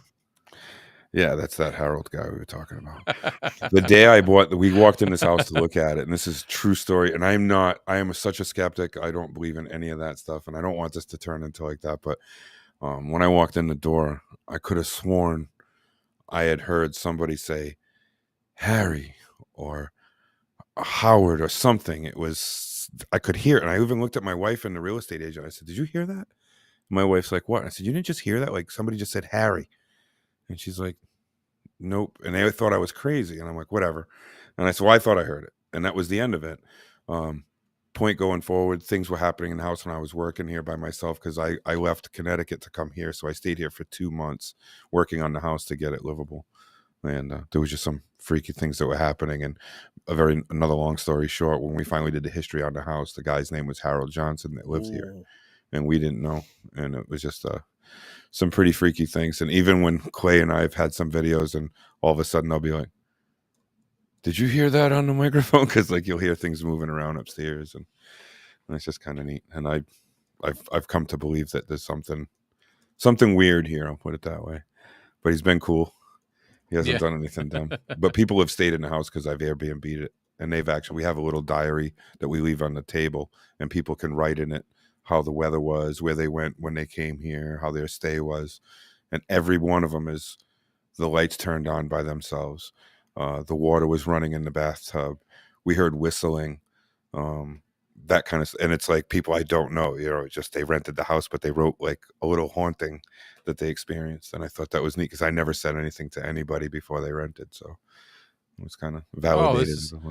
I gotta put this up. Joe said the Air Studio at WBWC has all coffee and soup and bean cans hanging as lamps that he made. Oh wow, Nice. That's cool. Yeah, I like that. Like you said, I like that kind of stuff. Yeah, using things for what they're not. I can tell you guys are like really good at it. Both houses, when you go to one of their houses, there's like decorations that you wouldn't think of, like old farm tools and stuff just sitting in the corner. It's my wife. I take zero credit for it. I'll take her to the places where she finds the treasures. Good, but she's just really good. The curtains in the house he's in right now are like old, they're potato sacks. Wow. Yeah, they're really it's neat. He's got a lamp that's like built into the wall, and see, those are potato sacks. Wow. He's got a lamp that's built into the wall that's like piping. That's an old mantle that I took out of a house in Thompson, Connecticut, doing a plumbing job. And then there's a window. There's a window that was in the garage over here. It used to be one of the basement windows, and we hung it in it. But nice. It's kind of hard to see because it's dark, but there's that big pole. The lamp is really neat. It's right over that way, but it's cool. Just neat stuff like that. Yeah.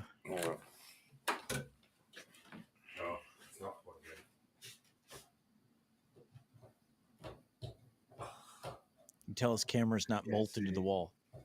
Yeah. I can't do that with my camera. I know. Well, he's doing this one is right there. I couldn't get it. He's doing similar to the continuity camera, but he uses iRuin, it's called. All right, better. And it connects his I couldn't get it. Laptop. Sorry. Oops. Yeah. Very nice. Anywho. It's a nice lamp. I made it out of an old water heater. What? Oh, the lamp. Yeah. Yeah. Yep. Did you tell him about the handrail? The handrail going up Where'd the that stairs go? Is a ladder. See this? It's not there anymore. Is Mike Oh no, he's not froze. He's just sleeping. But yeah, sorry. I'm like keyed in on his. Just looking at his background, man. It's just got a great vibe to it. It's a bar. Yeah, it's a roadside bar, like a biker's roadside bar and grill with history. I would take that. That's such a compliment. I will take that all day. I'm in awe of it, man. Honestly, I'm kind of upset with myself right now. Upset with yourself? Like, like my wall in studio is like I built pallet walls out of just trash piles and. That's awesome though, because you're not in a room. No, this used to be my attic. So it was a regular old fashioned attic, nothing up here. And I furnished it out, and the wood and all this other stuff was just pallet wood. My desk is built out of pallet wood. Everything in here is built out of just scrap wood, trash wood. I refuse to go to a lumber yard and pay for the good stuff. I always try to find the old stuff that's got marks and saw marks in it, and that's the wood I want. That's good stuff. Like that's what I'm trying to get to with this handrail going up the stairway there. Did you describe that already when I was doing something? No. Yeah, it's a ladder. It's a ladder that was owned by that Harold guy, and there was handprints of paint in it that he just left in there. Yeah, so his fingerprints is like the perfect fingerprint of his hand, his palm, and everything. Yeah, and they left it on there and just made it a hand. And it was the last color that the house was painted, which was white. Tells a story. Yeah, tells a story. I love it. So cool. Yeah. The hinges that you use to put the headboard on the wall. Oh yeah. Well, you were here when I was building the headboard. Wrought iron hinges. It was all my scrap pieces of wood. I needed a headboard, and I wasn't going to buy one. And after building the house, I had just a bunch of scrap. And I said, I'm just going to use these pieces. And we were down in my basement, and I had a nail gun and a saw and about 20 minutes worth of imagination. I actually made a really cool video while we were down there. That's right, you did. Remember? Yeah. I was did a bunch of slow-mo shots of him with the saw going back and forth and sawdust kicking up. I forgot all about that. Yeah. I don't know where I would even look to find it now. But the house is black on the outside, and it's got a red door. and the house was built in 1923. It was just a nice little house, and I was just so surprised that somebody actually put all that time and money into it and then left it. Yeah. And it had a boiler, a brand new furnace in the basement, a propane boiler, but it wasn't hooked up. It was still in the box. It was that much of a shell. And I did all the work myself. It was, again, how I said I was a job whore. And in my existence, again, going back to the topic, at least what I can say that maybe that was a lot meant to be for me to be here because of all the trades that I've learned with all those plumbing, electrical, carpentry. So when I got here, there was very little bit. The only one part that I had to do with a contractor was the electrical, because I was planning on renting it out. And for insurance purposes, I couldn't put my own fuse panel in or a circuit breaker box in. But other than that, I did all the other work myself. And it was because of firing bosses once in a while. Yep. So, Firing bosses once in a while. yeah. Yep. What I'd like to do is get you guys up here and do a live show from out in the woods. Oh, that'd be great. Take all the side-by-sides, go up to the Oh, yeah, yeah, go yeah. up to the warming hut. They have Wi-Fi up there. It's all solar powered. It's free. And you get up there and we could do a live show right from the there. warming hut, looking over at the windmills across the valley. Oh man, We could Yeah. do that. We could Yeah. do that. They have the big table in there and everything. Yeah. Really we could nice. definitely do that. Yeah. I'll just bring all whatever I've got and I got portable I got power. some stuff I could bring. Where are you located, Mike? He's not far. I'm in southern Delaware. Oh, that's not He's too like bad. 6 hours, 7 hours away. Yeah. Yep, not That's far not bad. away at all. Yeah, we go to Pennsylvania. We go to Lancaster a lot. They got good crab cakes down in Delaware. Oh, I just had one the other day. Oh my god. Yes. Yeah, I brought Awesome, home amazing crab cake. when I was in the Sunday. military, Yeah. and I came home. I dropped a kid off, and I want to say it was Baltimore, but I thought it was Delaware. Maybe it was Delaware, and we stopped and we ate, and we had crab cakes, and it was just Nice. I love it. I Phenomenal, love crab yeah. cake. That's my weakness right there. Yeah. You're talking. I love crab. I love seafood. Period. Yeah. Snow crab legs. Yeah. So. Love that. Mhm. We just Stuffed we were crab at shell. a crab feast Saturday. So we were at a crab feast Saturday. Then Sunday, I had crab cake for lunch. So yeah, it's just. And then I Nice. asked my Oh, wife yes. today. We were leaving. We were going place. It's called the Juicy Bucket. It's a seafood like bar type thing. That Seafood you- bar. Just And my sounds wife's using like, the "I'm word just bucket. tired." Sounds like Yeah. SpongeBob. Yeah, the old chum bucket. The chum bucket. Yeah. Or meaty. Yeah. Ooh. Oh no! Don't do it. I know. Stop him. Stop him. I can do that whole thing and it sounds Oh yes, good. you can. My But it wife's like, sounds so I'm just, real. I'm It's like- seafood I out. did. Man. I actually. I'm jealous. Kevin had a Dr. Pepper shake today. It was delish. I want to Dr. try Pepper that. Shake. A Dr. Pepper milkshake. Where was that? He lives in Texas, so he got it from Whataburger. Oh, Whataburger's awesome. Yeah, yeah. That would be That's so one cool. thing about going across the country is you get to experience all those different chains. Mm-hmm. But then what sucks is you find a really good one, and you know you're never going to get it again Yep. unless you go back. Yes. Yeah. Right. Because like the Taco Bell isn't the original. There was Taco Mesa. They've got another one. If Kevin, if you're listening, what is the taco place that you just went to? Let us know. He just said it. He just went there last night when I guess there's like 5 or 6 of them left or something like that, and they're the original Taco Bell. And Oh, they really? actually have that Crunch Wrap Supreme. They yeah. call it something else, and it was out of this world. And I'm thinking to myself, I'll never have this again. Unless I go know. back to Dude, Texas. I would totally go with this crab tacos. Oh, Yes. Oh yeah, Yep. yes. I would do. I like fish tacos, so crab. I've never had a tacos- fish taco. Oh, they're so good. I thought it was the grossest, weirdest thing when I heard about it. I was like, "What fish? No." Then I finally had one, and I was like, "Oh my god!" Really? Yeah, huh? So good. Yeah. Yeah, I like tacos. You know Really where good. I had them? My first fish taco was in some restaurant on Main Street in North Adams, Mass. Oh well. We just went for a day drive. She asked where we were going. I said, we're going to Florida. And she's like, what? And I'm like, we're going to Florida, but we're going to be there in about 2 hours. And she's like, huh? There's a town up the Mohawk Trail in Massachusetts called Florida. Yes. Yeah, and it's she over was. by oh, there's a mountain over there that you can drive up off the Mohawk Trail. No, I didn't. I don't think I did that. Yeah, no, we did it in the Jeeps. But it's over by there, that Florida name, because Yeah. Old Florida Road is over there, Well, and when that's you where get the to Jeeps Florida, go. Mass, there's a pull off, and you can go up to the. It's like a, I don't know what you want to call it, like a handrail boardwalk thing, balcony, Hmm. and from that point you can see like, I don't know, X amount of states from there. You can see, you don't realize it, but what you're seeing goes all the way up into like Maine or New Hampshire or Yeah. something like that. Yep. Yep. That's neat. Yeah, I had experience like that where you eat something that's the best you've ever had, and you've never had anything since.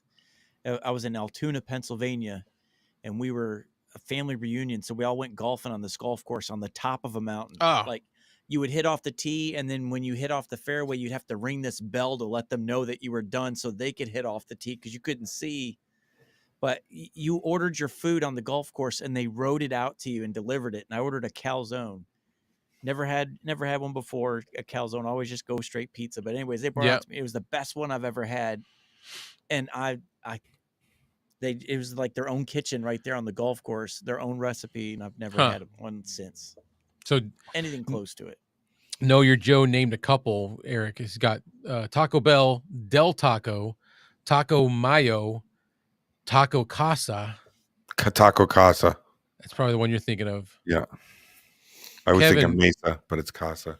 Kevin, what's the name of the taco place that you said you were going to last night? Yeah, CJ's like, we just had crunch wraps tonight. Because I we love did. the crunch wrap. We grabbed a crunch wrap on the way home from cheerleading. Oh, really? Yeah. That's funny. She said earlier, she's like, I'm not even bored. Today we did a Watching us. we did a wedding today out in the park with Yeah, I was telling them. the side by sides. Yeah, that was pretty neat. We did a pretty good. It was a pretty good run, and I was gonna get tacos. The reason why I was thinking is because after the fact, I was like, why does this come into tacos? Because we were gonna go out and eat and have tacos, and instead we went somewhere else. Oh, that's so weird. You're talking about tacos coming, and I'm thinking, man, You're like, I had a really good Caesar salad, but it just wasn't tacos. When does Taco Bell close, man? He wants to go to I Taco know, Bell right? now. You could always make a run for You the know what? border, They man. used to be open. Well, in Florida, they were Get a open till gordita. 2 a.m. Yeah, that was the And one place you could go to. You could Yeah, always late. go, and it was Yeah. cheap, and you could get a lot of food, and Yeah. you could get. I used to manage one right after the military. The one in Woonsocket, Rhode Island. Okay, so yeah, where he went last night was Taco Casa. They have the oldest best daughter- Crunch Wrap Supreme. My oldest daughter used to work at Taco Bell, so I always get like the extra stuffed burrito. when Oh I yeah. order it. At Yeah. night I would fill up they had this like fridge is what it looked like, but it was a warming fridge. And at the end of the night there would always be like this rush, people would show up. So I was like, screw that, I'm not going to get behind the 8 ball in this one. So I made a shitload of food and I loaded up that thing and nobody showed up. And I was like, so what do you do with all this food? So I just shoved it all in bags, and I had a Fiat Spider when I quit the military. When I left basic training in AIT, I came home. I had bought a Fiat Spider, and I had this thing full. It was like a mobile Fiat Spider Taco Bell, and I pulled up to Dunkin' Donuts, and I'm just feeding people 25 cents, man, and they're freaking coming over handing me like $10. They're all half in the bag. And everybody's Tacos walking and- around with burritos and Dunkin' Donuts Yeah, coffee. burritos and coffee. Yeah, they said as long as you had a coffee, you could hang out in the parking lot there, and it was like the place to go. The Dunkin' Donuts. I don't know why, but it was right on the corner. So of everybody Cass always Avenue. got a coffee. Yeah, so everybody would have a coffee cup. I wouldn't say it was coffee in it, but everybody had a cup. And and it would be, if there wasn't 50 people there, 60 people at any given point, there wasn't any. It was just always a group of people there until like 3 a.m, and then everybody would go home.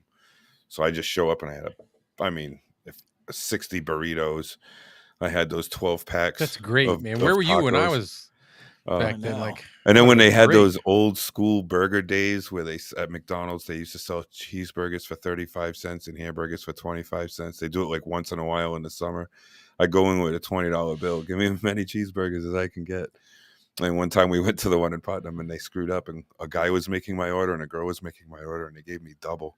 I Oh, must have had like 80 cheeseburgers. There wasn't a sign between my house and the Thompson Speedway that didn't have a cheeseburger stuck to it. You unwrap it, take the bread on it. For the longest time, those burgers were there too. You drive by, oh look, there's another one. I fed this Order homeless up. dude. I went up to him, Order I'm up. like, are you hungry? He's like, yeah. And I'm like, here you go, man. I handed him like 20 burgers. He's like, what do I do with this? And I'm like, chuck him I gotta hit inside. him, throw him out the window. What's up, Jess? Just wanted to say hi. Thanks for joining.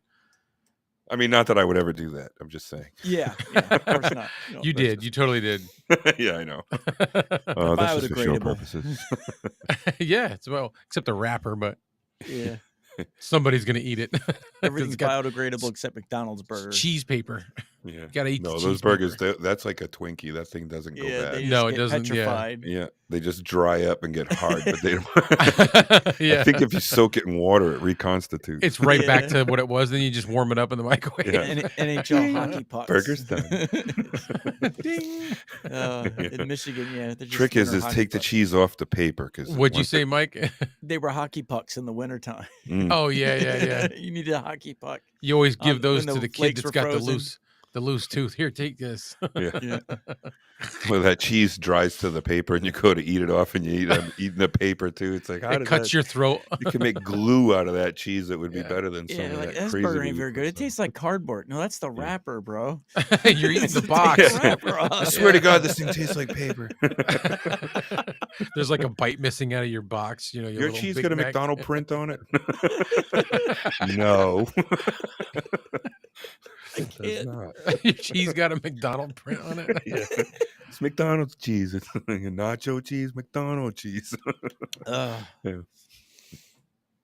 Yeah. That's funny. So I But- told you we would laugh if we had him on here. Oh, that's great. Obscure reference to McDonald's and cheese and assholism. Yeah. I don't know if that was like a reference to anything, but anyway, we were at a McDonald's one time and I was in my Jeep and there was nobody there. The parking lot was wide open. And I just went to the drive-thru. I got my food and I parked across 4 spots. And I wasn't doing it to be a dink. I just pulled up and just stopped and I wasn't really paying attention to what I was doing. And a friend of mine was with me and we're eating our fries and I'm getting ready to dig into my burger. And this guy comes up on the side of me in a little K car convertible. And he's like, what are you, some kind of an asshole? And I'm like, what? And he's like, you're an asshole for parking across all those spots. I'm like, dude, there's nobody here. We're the only 2 cars besides the people that work here. What's your problem? Well, you think you're all big and badass for parking across 4 spots. And he just gets out of his car and walks into the store yelling with his flip-flops. And he gets into the store and I'm standing there and I'm like, he thinks I'm an asshole? I take my fries and I just like, and I throw them out into the car. And they're like, seagulls from everywhere came down to eat the French fries out of his car. I go, look at my buddy. I go, now I'm an asshole. Ace Ventura. Oh, yeah. Yes, they're It all was like just like ascending that. upon I this couldn't believe car. how many of those McDonald's come out of everywhere. They were just phenomenal. Oh. Yeah, the McDongle Oh, during Lincoln, Rhode Island. Yep. Yeah. But yeah, that's a true story. I wonder if he tells the story like I do. Probably the not. version's probably slightly This different. asshole. I'm gonna answer a couple things here. I'm not sure what Joe's experiencing. Maybe he figured it out. Oh yeah, because we stream to 3 different YouTube channels. There's My 3. channel plus your 2. So if Yep. someone's watching the stream on one of these 3 channels, they're not going to see people's comments on right, the other yeah. 2. Yep, they'll Yeah. miss that. So that is what I was talking about. One of the features on Riverside is I think everybody sees everybody's in it. They can see it from Twitch, YouTube, Facebook, wherever they're watching from. Gotcha. And I Oh, think wow, so everybody they're else, not just going to the YouTube channel then? They're going wherever. wherever they go. Understood. But I think everybody else sees their comments as well. And it says where they commented from. Oh, wow. Man, you're making me hungry. You guys are talking too much. So I had to, about food, I'm like, I got to eat something. I have kids. I have and to all- get all up. my I food can't is see. I up don't here. have a refrigerator on the side of me. I'm not professional like you guys. Now Yes. I have kids that like teenagers, so I get groceries and I bring them up to my studio and keep it up here. I'm ready to see like somebody start doing this and the Jiffy Pop thing starts popping up. Right. Mounds up right by You the got camera. a burger over there like sorry about the No, I just happened to have some pistachios sitting here, so I'm like, I'm gonna eat those. pistachios. Huh? You look, you zoom out, and there's like a big pile of shells on the side of his desk. He gets up, you hear. Skillets, everything's on fire. Yeah. You're just kind of, rolls. You're like, ooh, ow, the grease burns. It's popping on. Is it raining or is that a burger sizzling? It's raining. Propane grill in the attic. I'm ready to go over to my freezer and grab the orange sherbet creamsicle ice cream. Oh. Do it up, man. No, I don't want to do that. Go. I'll be sitting here with it all in my beard. I was sitting here eating a half gallon of I'll be in an chocolate ice cream when coma. we were on here earlier. Oh, really? Oh, yeah, he was. So I'll just make toast. Just sit here and make toast. He wanted to get familiar with the Riverside, so we went on, and he's like, I'm just warning you. He's like, I don't feel good, so I might not look good. But I'm enjoying this ice cream. Yeah, he was just shoveling the ice shoveling cream it. in big mouthfuls. Yeah. Oh, man, you're talking me into it. I also have Go- black cherry raspberry ice cream. Go do Oh, it. that's the best. Yeah, it is. It's like At least you only have to get up and turn around I and go can't right hear there. you. I'm in ice cream mode. I'll be right back. We have to go downstairs. Except I've got a refrigerator up here. There's just no snacks in it. Lunch break. Yeah. Live stream lunch After an break. hour and a half. Live stream lunch break. We had some viewers at one point. We were up to like 12. Yeah. And we're back down to 8 now. Everybody took off to go get something to eat. That's what I'm saying. We went from 12 to 8 like that. Everybody just logged off. Everybody's to go like, eat. I gotta go make a grilled cheese, man. We'll be right back. One moment, please. Cue I'm the sitting here. elevator music. So anyway, like I was trying to say, right, with this guy. That's exactly what Clay was looking at when we were in Riverside earlier.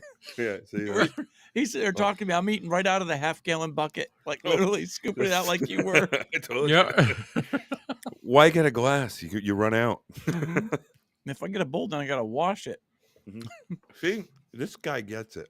He taught me something cool, Mike. What? That's really good. It's a glass of dessert. Mm-hmm. You take milk, pour yourself a glass of milk, however much milk you want, and then treat that milk like it was a coffee, and put some vanilla, like French vanilla creamer in it, and put just the same amount you would put in your coffee, and drink that milk. Huh? It's so good. It's I'll like have to it's try like that, 'cause I love it's milk like- too. it's like drinking ice cream. Okay, so I've got. No wonder why it's so bright. CJ. What? I have got a new, What most CJ do? refreshing drink I've ever had in my life 2 nights ago, and I made it. It's so easy. Lime, just a green lime. Mhm. Section it in 4 pieces. Throw it in a blender. 3 of them. 2 cups of water. Dump it in, and blend it. Just get it really, really blended. Then take one of those metal strainers and just pour the liquid through the metal strainer and get all the pulp out. And all you want is the lime juice and water. Put it back in the blender. 2 cups of ice or 3 cups of ice. And a half a can of condensed milk. Oh yeah, smoothie time. Put it in there and mix it. Out of this world. Oh my God. Out of this world. I couldn't get enough of it. It was that good. Marshall and I made some. I used 5 limes and a full can of condensed milk with the ice, and we were both just like, this is so good, so refreshing, so good. It's called a Brazilian lemonade, Sounds good. Huh. and there's no lemons in it. We Right. got- It was phenomenal. Joe's picking up son at Five Guys right now. Everybody's eating. Picking up my son at Five Guys. Never mind. You don't get Hi, him. my name's I'll Boneyard. get I'm him. an I'll pick him overeater. up. You stay here. I'll go get him. Oh, this is what CJ was saying Yeah. earlier, Eric. She's ready to bring you a care package. Your whatever your joke was. She goes, Me, boneyard. I can't do it. I can't do it. I can't do it under pressure, CJ. I think I honk like a horn, right? I was laughing because she said, "Dad, do you want me to bring you coconut ice cream upstairs?" Oh my god! Oh, she's right here. She's scared the crap out of me. Door dashing. We're talking about your comment, right? Oh, look. Food assistant. There it is. All right. So in the comments, write so what bad you're right eating because now. we know everybody just went to go grab something. Dad likes ice cream. Hi, CJ. My dad Tearing up likes my ice Walmart cream cookies. and coconut ice cream specifically, Oh. so I grabbed him his coconut ice cream. Coconut ice cream. I don't think I've ever had It's coconut. actually not ice cream. It's dairy free, gluten free. Because I'm trying to see what is gonna hurt my gut or not, and it's really good, man. It's cookie dough ice cream. Well, not ice cream, but whatever, but made out of coconut milk. Everybody's literally Everybody's eating. across the world. Just Why go get not? something. Okay. Dave in Yeah. the Philippines probably eating a bowl of cereal as he's watching this. Cereal. You put that on your ice cream. Best thing you can do. Oh, yeah. Try that. Oh, Chocolate. Captain Crunch. Yes. Oh, Captain That's what I was Crunch gonna say. Berry. Peanut Get butter. Captain Oh, Crunch. yeah. What's the one with the mixed berries? Crunch Put Berry. that on your ice cream. Crunch berries. That is good. I just like Peanut butter. cornflakes on vanilla ice cream. Yeah, I just got that. Oh my god. Yeah. It's like a bite of ice cream cone in every bite. Yeah. It's phenomenal. Yeah. It's good. Everybody's coming back from the Yeah. They're restaurant. Kitchen. Got Ben and Jerry's I don't know. chocolate fudge Joe brownie might be in going front of right me now to right get now. something to eat. He's like, be right back. Everybody's Live logging stream. back in. Is eating Ben and Jerry's right now. Oh. They're all Chocolate gonna be fudge like, brownie. I don't know if I want to watch these guys show anymore because every time I do, I gain 2 pounds. Welcome to another episode of Weight Gainers. Just existing, eating. Tonight's episode, lard. It's your friend. How to cope with just You existing. can put enough sugar in anything. It's good. How to cope with just existing. Yeah. So we got somebody that just popped in, JP Online. The original subject of tonight was existing, which We're the talking about premise is, coping skills. yeah, the premise is that we're just living, you know, not really, or we're not living, we're just existing, going to work, paying our bills, and that's what it talked about. So now we have moved on to the coping skills. Yeah. And that's I'm where not we going to are. live large, but I'm going to be large. I'm gonna be large while I'm living. Yeah.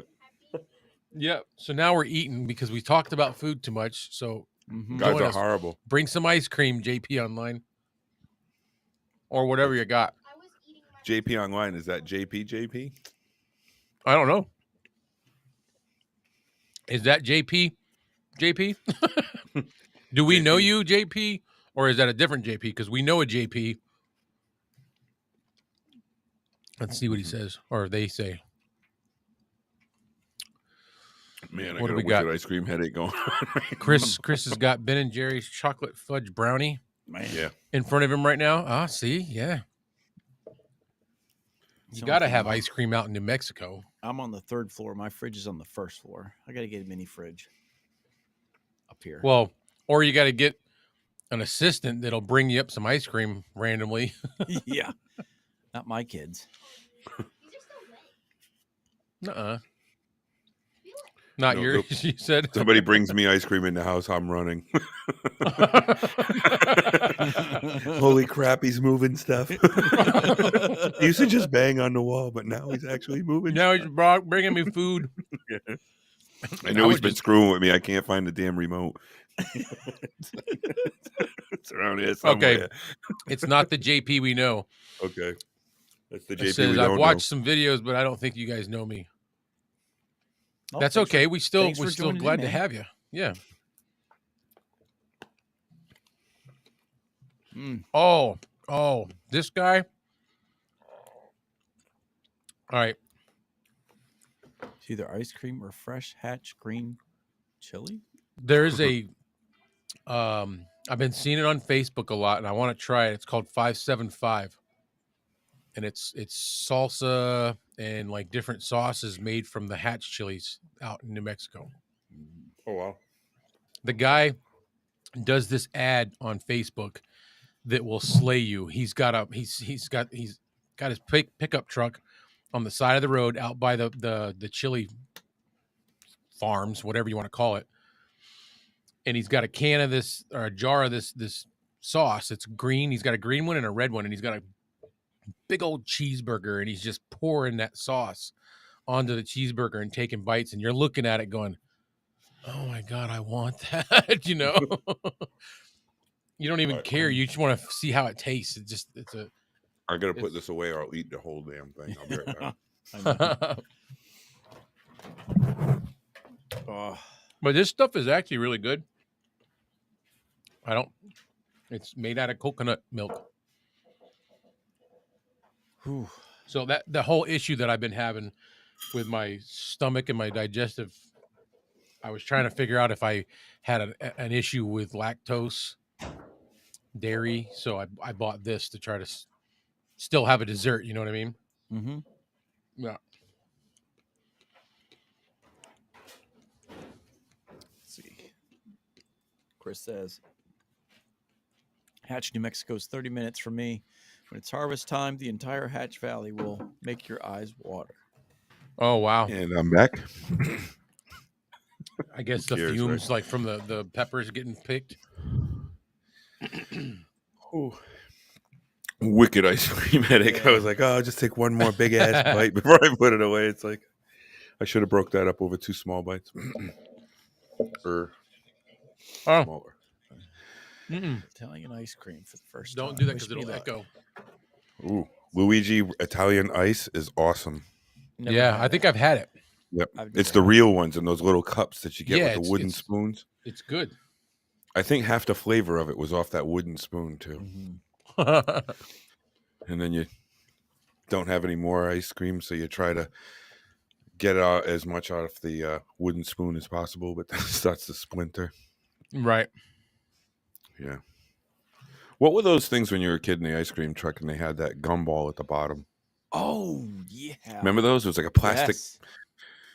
triangle cup almost, and it had a Yeah. gumball. Always really good. You get What to the was gumball. that? I figured I like a remember rocket that. pop or something, but it wasn't, because the rocket pop was just that red, white, and blue popsicle. Yes, that was But a it was rocket pop. Yeah, there was one with the gumball. I remember the gumball. I just can't remember what the heck it was called. Yeah. Hmm. I miss the old ice cream truck. I went through Yeah. a neighbor's window for one of those. My grandfather used to mess with me, man, because he had a recording on a cassette tape of an ice cream truck. So if I was in the house for too long, he'd go out in the backyard and play it on the boom box, and That's you'd run right hilarious. out to the front of the house and just wait for the ice Can't cream hear you. truck that's not coming. And you're standing out there and Ice cream, ice I was like, cream. oh, he's coming! He's on the back side. He's on the street behind us. Mom, throw down some No! money. The Grandpa's ice cream like, man is coming. Grandpa's like, got him out of the house. Remember, we heard the ice cream truck, and it was like you could be in the middle of anything, and all of a sudden you hear do do do do do Ooh. do do, and Yeah. it was like, it didn't matter what it was, you know. Yeah. You Yep. could be in an ultimate game of hide and seek. Ice cream truck, oh my god, you know. Yeah. But we Well, heard it, and it was still like 5 miles away. Oh, yeah. You Well, we know? were all running out the door, and they had a storm door, and I was the last one. And when they ran out, they kept on pushing the door, and it was bouncing off the spring, and I wasn't that close, and the door went out, and when it swung shut, I put my arms out like this, Do you want and some my of this? hands went through it, and I cut myself pretty good. Mm. So I have my bad memories of that ice cream, man. JP Online got the mango. Mango flavored one. Oh, really? That sounds good. Yeah, the cherry one's good. Then they have a lemon one, don't they? It's like a lemonade. Yep. I've had the whatever it is, the red one and the lemonade one. Have you ever had a Dell's? Yes. Oh, I don't Frozen know if he lemonade? has. No, they don't have them down there, I don't think. No. It's That's a a, New it's a England thing. frozen lemonade. It's like a slushy, and they have the rind still in it and everything. And Yeah. you can buy them off a truck, usually on the side of the road. They They're have really a couple good. stores, but they're called Dell's Frozen Lemonade. It's really, really good. Mm-hmm. Very good. Ooh. I ate too much. Yeah. Well, that ice cream was phenomenal. She took off. I might have to go put this in my little freezer over here. 'Cause I You can't- do you have a fridge. I knew it. I know. You have a fridge. I was thinking to myself, he's I gotta do. have a fridge in there. I knew you changed your rooms. The reason why is because his last one, he was right next to the fridge. Now he had to get a fridge. Yeah, left the kitchen, so he brought the Yeah, kitchen to yeah, him. he left yeah. the I knew it. he's like, I knew it. There's a hot plate too, I bet, right up there. So he's making grilled cheese. He's making grilled cheese. I know he's doing it. No, I don't have that. Would Is you that like gonna- a slice of tomato? I've got some tree and crumpets. That's awesome. Yeah. With me, it's more like those rice cakes. Yeah. And it's like a half of one. He's like, he tells me he feels guilty or something, but he's like never wanting to fill the house with groceries. And he's Well, no, always because like, I don't know if I'm going to be here. And he's like, oh, I'm hungry, but all I have is this big block of cheese and some bread. yeah, I was I'm eating like I was I'm like, dude, homeless. go to the store, get some food. Come on. I don't want to waste a good what is that? I don't want to waste good ramen noodle. Yeah. Oh, that's good stuff right there. Yeah. Dude, I love We tear ramen. that up. I gotta just be careful. That I'm gonna Why? tell you You how have an my favorite way to eat ramen, and it might sound gross, but if you try it, I guarantee you'll like it. Do you like queso? Either of you? What is it? Never had Queso. it. Queso? No. No, what's queso? What? Yeah. Sorry. no. Sorry. You guys don't know what queso? no. My Cheese- simple cheese brain dip for, doesn't like, know nachos? what queso is. Cheese dip for like nachos? That's queso? Yeah. I just call it cheese dip for Yeah, I would have nachos. thought that was No. cheese dip. Queso. Sorry. Okay, so anyway, Nacho dip. take some cake. Like, you can Nacho buy in the dip. store the Okay. Tostitos queso. Yeah. Okay. Oh, so now you're gonna be. It's queso. Get some of that. I'll take beef ramen. Yeah. Got it. I'll take beef ramen. Then I'll take Johnsonville cheddar sausages, like the cheddar brats or whatever. Ooh. Cut those up, make the ramen noodles, stir in my beef seasoning, throw in all those chopped up pieces of cheddar brats, and then put like 1, maybe 2 tablespoons of queso in there and mix that all together. Oh wow, It is so good. that is church straight up. Yeah, it is so good. I could definitely fall Yeah. into that. Yeah, no, that's all I had in the house for a while. Then I had this chili stuff I bought, and I ate one can. I'm like, this stuff is horrible. I look at it, it's like 3 years too old. I'm like, oh, that's probably why it's a little Yeah. bad. Oh, it tastes like a 9-volt battery. It's kind of weird. 9-volt battery. It When you said tingles. that, we were eating waffles the other day and we're like, man, this stuff tastes like cardboard. And my wife's like, she opens up the butter and she's like, this butter don't look good. Butter doesn't expire, does it? I was like, yeah. Look at it. It's 2022. Oh And no, we're spreading that over the waffles. We wonder why the waffles taste bad. It's not the Yeah. waffles. it's not the waffles. Stuff's expired 2 years You ago. better get more butter. Yeah. I can't believe it's not butter. It ain't. Yeah, it's definitely not anymore. anymore. It used to be butter. Yeah. That's funny. Yeah, no, I've done that a few times. That expiration date gets me. Mm-hmm. We were at a friend's house and we were playing cards one night, and it's like middle of June, and they are very good with their money. They're very careful with it. I'll put it that way. They're not cheap. They're just very careful with it. And his wife will go to like these. I don't know where she gets some of the stuff, but it's like Coca-Cola or it's Pepsi, but it could be old. And this is like June, and I'm looking at the can, and it's got a Santa Claus on it. And I'm like, so I'm drinking it, and it just doesn't taste right. So I go to pour it out, and it's Coca-Cola, and it's clear. I'm like, It's clear. why is the Coca-Cola clear? So then I'm like, the can is still heavy, but it's empty. It's because all the sap or whatever they put in the Yeah, Coke is like separated and is at the bottom of this can. You couldn't knock the can over on a bet. You push it over, and the thing would stand right It back was up again. It was so heavy Just like at the bottom. Weebles wobble, but they don't fall Yeah, down. it was like a Weeble can, right? Exactly. Yeah. Right? Had the little airplane. It's a Coke can in it instead of a Weeble. So they freaking. So I'm like, where did you get these? And she's like, well, I got them on sale. And Brian's like, well, when did you get them on sale? And she goes, well, I don't know. They were a little while ago. I'm like, well, it's June. I mean, I wouldn't think Coca-Cola would separate in 6 months.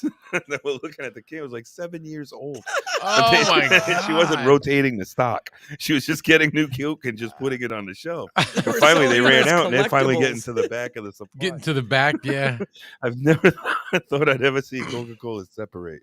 They're selling them as collectibles, and she's getting them to Yeah. drink it. What is this, Diet Coke or something? Yeah. They were collectibles. Yeah, collect the whole set. You did. You can drank stop the collecting now. Yeah. You drink got the 'em all. collector's We set. just drank the collection. Yeah, we just drank all the extras. I served it with dinner. Yeah. These are my duplicates. We had you company can drink over. these. It's Coca-Cola. It's good for you. Yeah, it's good for This you. will put hair on your chest. No, it might remove it now. I'm pretty sure it's gonna do a lot like that. It'll de-ice your windshield. Yeah, it's great for rashes. If you don't have one, you'll have Chafing one is a after thing of the drink it. past. Oh, You don't know God. what your allergies are. You're gonna find out real I soon. didn't twitch like this until I had that Coca-Cola. Don't worry, it goes away. Had that Santa Claus Coke in June. Yeah. Yeah, it's Christmas in July, they say, right? We even got a Coke for it. Yeah. Yeah, surprise, it sucks. I can't feel my Surprise! face. It sucks. Is that what you It's said? horrible. It sucks. I've never chewed soda before. It was horrible. Yeah. You needed a can opener to finish drinking it. You gotta drink it through your teeth to stop the chunks. Yeah. You're filtering it Yeah, out. you're filtering it out. Chip my tooth drinking my soda. Yeah. Oh man. God, Is help this us. cottage cheese or is it Coke? I don't. Oh, Is I it can't feel my cottage face. cheese or Coke. Oh boy. Now I'm all stuffed up from I know. laughing. I'll have another piece of that soda. Yeah. Can you cut me another slice? Take it a chunk. I'll have another piece of the soda, please. It's weird how it's still fizzy. You chew it and it fizzes. It's a Crazy. crazy Cut me another experience. slice of that pizza, that soda, will you? Oh God. I can't. I can't. What did I tell you, Mike? I told you we were gonna laugh. We're not just existing tonight, man. No. We're having some Damn memories it, we've here. just we've gone past existing. Yeah. I don't know what to call it, Great but we're memories, past it. man. It would have been better if I had a word for it. Would have been better. We're consuming stuff that's been existing for a while. Yeah. What was I'll in that have ice another cream? piece. Well, what was it? The pictures of mushrooms on that ice cream I had? I thought it was Nintendo ice cream. Nope. Oh man, that's awesome. Oh, Yeah. Funny, That funny was stuff. fun. my Coke was so fluffy. It's like the what do they call it? The fruit cake in the military. You know, you get it in the can. Oh yeah, Oh yeah. yeah. That like was your soda. Yeah. Yeah, you actually peel the can and the soda's like Yeah. that. Eat it like corn. You want a piece? What is it? It's Diet Coke. You want some or not?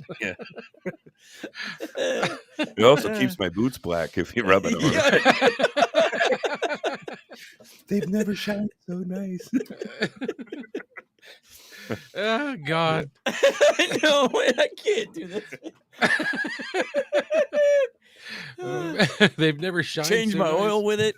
Oh, God. Yeah. Got an extra 6,000 miles out of my oil change with that And it's soda. super absorbent. It just picks up all kinds of stuff. I changed the front tires on my car the other day and used them as the chalk block. Yeah. Yeah. Oh, help my- me, man. I got Huh? tears. Yeah. I got them. Oh, know We what you're lost gonna get, viewers man. while we were laughing. yeah. Yeah. How? Funny That stuff. was fun We though. gotta catch up, man, on these comments. All right, It's been let's- a while. Let's go where I already did the mango. Chris was talking to Know Your Joe about coming out there for like those the Hatch Oh, chili yeah, festivals, I Summit. guess. Yeah, Hatch chilies. Oh yeah. Yeah, Hatch, New Mexico. That's where all the good chilies are. I don't think I've ever had a Hatch chili. Mm-mm. I don't think I have either. I just know that that's Hatch New. I know about Hatch, New Mexico, and I know that that's their commodity. What is the Vid Summit? Good question. What is the Vid Summit? Let's I'm get taking it must answer. be like a conglomerate of people who make videos. Oh, he didn't tell us Yeah. what it was. He just told us. Yeah, probably video. Yeah. It's like NAB, a smaller NAB. People get together. He's still not. He's still not saying what it is. It's in Las Colinas. There's still tickets available. We're all reading Well, we're it. just here we go. Oh, Lori, I said we lost people while we were laughing. She said, "Not me. I'm loving it." Lori said that. Yeah. Lori, if you didn't notice, Eric, the same last name. That's Mike's wife. Oh, okay. Very good. I got her talked into coming on the show one night, and she pretty much roasted Mike the whole time. It was Oh, Oh. he's using Wait, his cell phone for the How to do camera. that? Called Sorry, him out Clay. left and right, man. Yeah. It was awesome. That's We were just like funny. looking. She's like, "I like his camera. What is that? Cell phone?" She's like, "And what'd you pay for your camera?" It's like $1,300. I like his better. Thanks, dear. Mine looks Appreciate weird, it. doesn't it? Does it have like a weird grain to it? No, No. Oh, Okay. weird. No, the hues. It's got like a greenish, yellowish hue, I guess, but it doesn't look weird. It looks fine. it kind of feels like that's part of the room. Yeah, you're in. it is. It's It's the the way atmosphere of the the room. the Yeah. light is. It's just has a lot of the It ceiling's works. white. Yeah. But I have a lamp that I got. I don't. To be honest with you, I don't know where I got it. It just appeared here one day, Harry. And, Yeah. no, then I think Telling of you, it. man. He's Right. Harry And likes I use collecting it too. to. It's got a lampshade on it. It's got a yellow bulb in it, and that's what's kind of giving me that light. That's You know what was great? A couple times when we were doing, so me and Eric, we were doing a podcast for a little bit on Spotify and YouTube before I started getting heavier into YouTube, and it was called Silent 8. We just came up with the name, and this is what we did every time. We just sat around and we laughed and talked about the stupidest crap and laughed, and every now and then we'd be talking and he would just stop and go like that, and like he Do would you be need a mic? silent, and Do I'm you like, want a mic? what do you what's Yeah. what's the matter? And he's like, do you hear that? Harold, take the mic. Yeah. I'm like, no, I didn't hear that. And he's like, there's somebody upstairs. Yeah, no, it was definitely somebody walking around that night or something. My first night here, when I slept in the house for the very first time, I was on the phone with my wife. It was like around 10 o'clock at night, and I could hear somebody clanging dishes in a sink of some kind. And I was thinking to myself that the house had been vacant for 50 years, that a homeless person might have had a way in and out of the house, that maybe a window or something that I didn't know. And they were in here getting their stuff out, because that's exactly what it sounded like. It sounded like somebody had, for lack of better explanation, clanging dishes in a sink, a porcelain sink. That's the only way I could explain it. So I'm up there and I'm on the phone and I've got my gun. And you had no sink. No, there's no sink. There's Yeah. no nothing. There's no plumbing yet.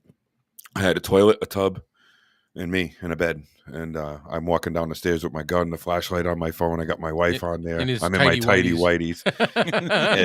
And I believe me, Ready I'm not for a guy to be battle. seen in his tighty whities if I could scare the ghost. And so I'm coming down the stairs, and they didn't have a rise to the stair. It was just a tread. So you could see down into the basement through the upstairs by looking down. And all I could think was somebody was going to reach through the stairs and grab my foot. That's all you could think. The electricity in the house was 2 4-plug gang outlet boxes that they were wired into the fuse box, and it was 50-foot lengths of electrical wire, and it was just a 4-plug box on the end of it. That was the extent of the electrical in this house when I bought it, 2 of those. So I had a lamp plugged into that, and I'm trying to drag the lamp with the cord and my gun and the phone and my underwear coming down the stairs. And I'm like, I got a gun. If you're in the house, I'm giving you time to get out. I live here now. And there's nothing, but I can still hear like clink, clink, clink, clink. And I'm like, my wife's on the phone. She can hear it over the phone. She goes, there's somebody there. I'm like, I know, I can hear him. So I come down the stairs, and you come down the stairs, and then you have to like walk around them. And then the basement stairs are directly underneath those stairs. So you kind of have to do like a 180, so to speak. So I go around, and now I'm over by the basement stairs, and I'm like, if you're in here, I'm gonna come and get you. I got a gun, and I'm in my underwear, and I'm trying to like freak him I'm out. in my And I underwear. get down in the basement, and there's nobody there. There's just nothing, and the dishes sound stopped. So fast forward to a month later, my wife is here for the very first time. 2:00 in the morning, I get and I'm like, what? She goes, there's somebody downstairs, and you can hear it. It was so like somebody was washing dishes in the sink, and there was no sink yet. There still wasn't a sink. It was crazy.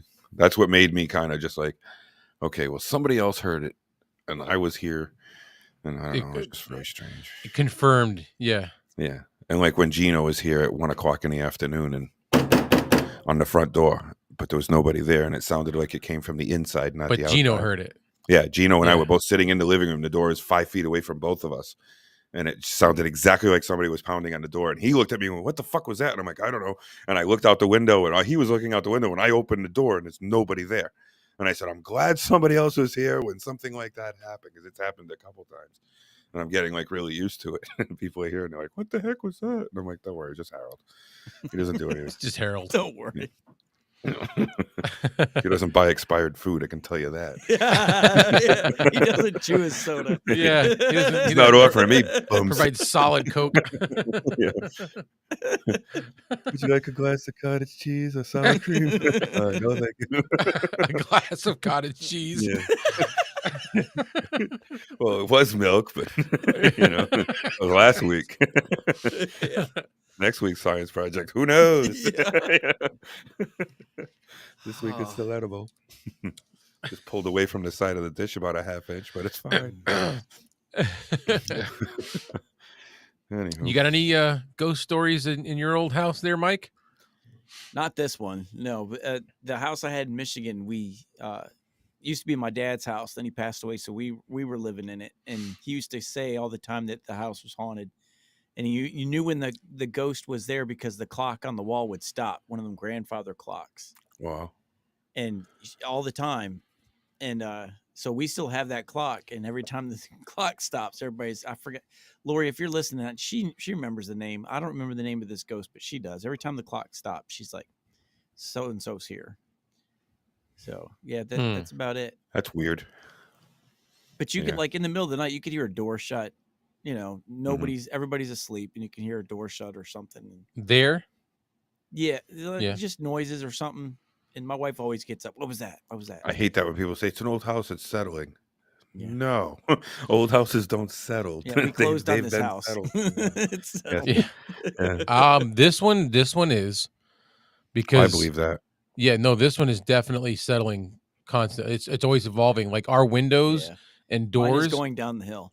Yeah. No, seriously. If you did Every time so lapse, often we have to you have would the see it landlord move. come and fix the doors, like the front door, because it won't shut anymore. Oh, well. Like the threshold at the bottom is starting to push up. That might not be settling. That could be rotting. Maybe. Yeah, that's an old house there. All those houses where you live are the old mill houses. Yeah. Well, this one is the oldest. It's the first one, and because it's a duplex, and then there's an addition on the back. So we're actually a triplex, but the addition is one level, and it was originally built and added on as a bunkhouse. It was just beds. It was just a long, almost like what you'd be in the military, like a long room with a bunch of beds. Sure. That's what this was behind us, because it was all for the mill. Yep. Yeah, that mill Yep. across the street from you. Yeah. Yeah. There's a lot of that up here. A lot of mills with old we mill had a housing. here. Yeah, we A had lot of mill that up here, too. A lot of the paper mills. They Yeah. had all the old houses and stuff. We had a water mill that people would like boat in and ferry in 100 years ago, train station, all that stuff. So we're in a house. This house is over 100 years old, and it's built on a hill. So like the front of the house, the first floor is ground level, but when you go to the backside, the basement is completely, you could walk into the basement from the backside. Mhm. Yeah. So it's like that steep of a hill. So the house is just kind of like going down the hill after 100 Hey, years. I it said says we're going to end in 7 seconds. Oh, yeah. Why? It does that sometimes. I guess like Oh, okay. I just closed it out. yeah, Instagram and certain platforms can only let you stream for 2 hours. I think it is before you shut down. So Well, we've been on for 2 hours. Yeah. yeah, Yeah, Wow. we just 2 crested. hours. Isn't it Yep. something? Well, no kidding. It doesn't feel like it. Yeah, No. it's great stuff. No. No, good stuff. Yeah. No, oh, they're still talking. Him and Chris are going back and forth about I can't see any of the comments until you put them up. Really? Yeah. How come? I wonder why. I wonder why.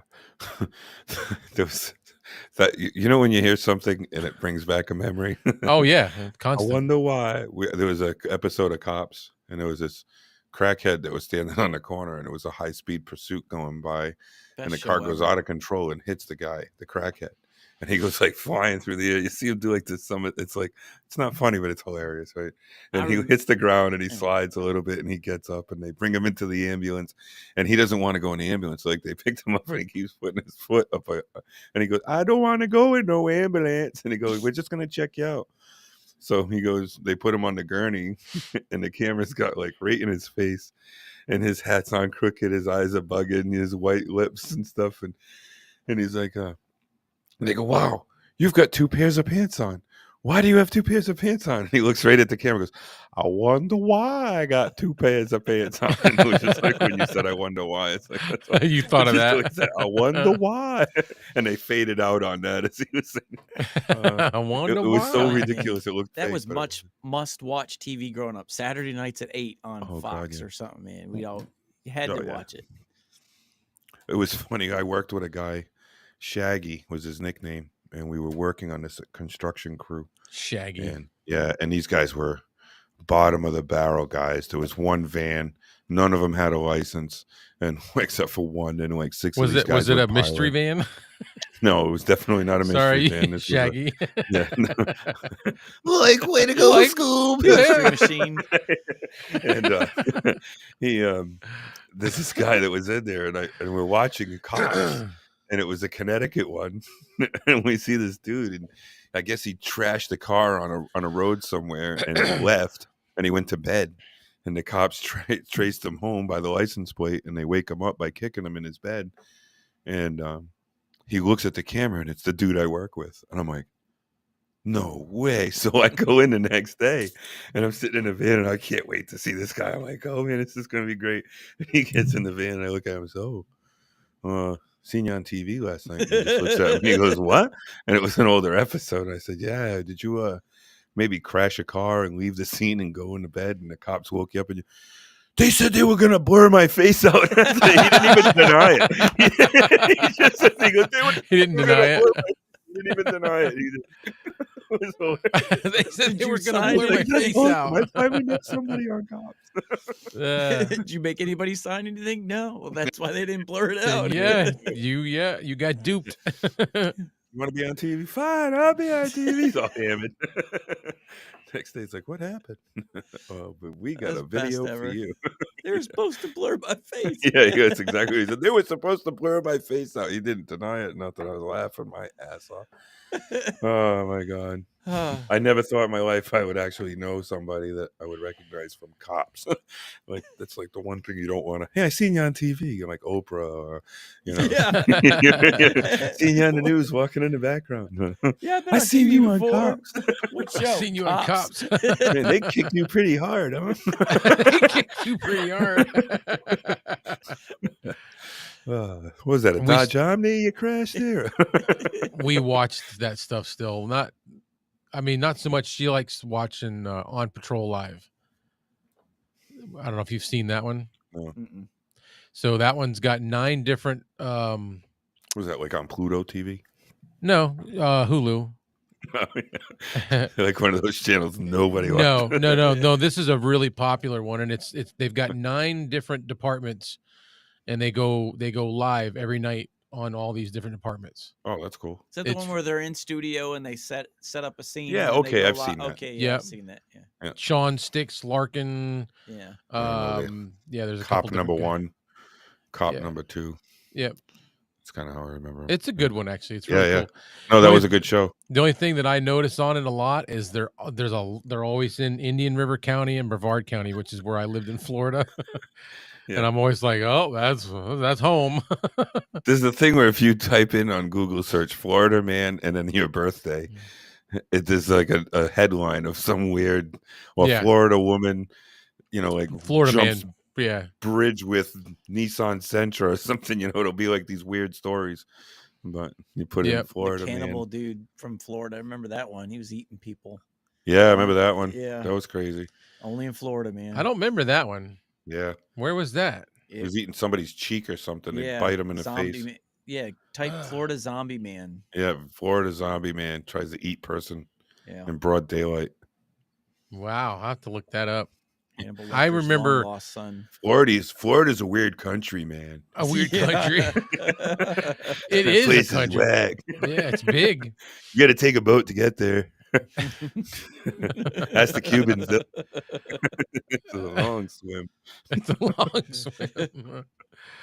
Yeah, Uh. it's definitely nuts down there. I've made it as far as in the Florida when we went cross country. A buddy of mine says, "Hey, I got to bring my brother back to college." I'm like, "Where is he going?" He goes, "St. Louis, Missouri." I'm like, "So you saying road trip?" He's like, "Yeah." So we hop in his little Buick and off we went. And we got down. We started cutting across the top of the Gulf, and we were going to come back up, and we saw Florida. I'm like, who wants to go to Florida? And we were there's nobody in the car was like, "Hey, let's go to Florida." Nobody. It's like, So we just got into the state line. We saw "Welcome to Florida." We were like, "Yay, we're in Florida," and then we left. We would rather have gone to Delaware.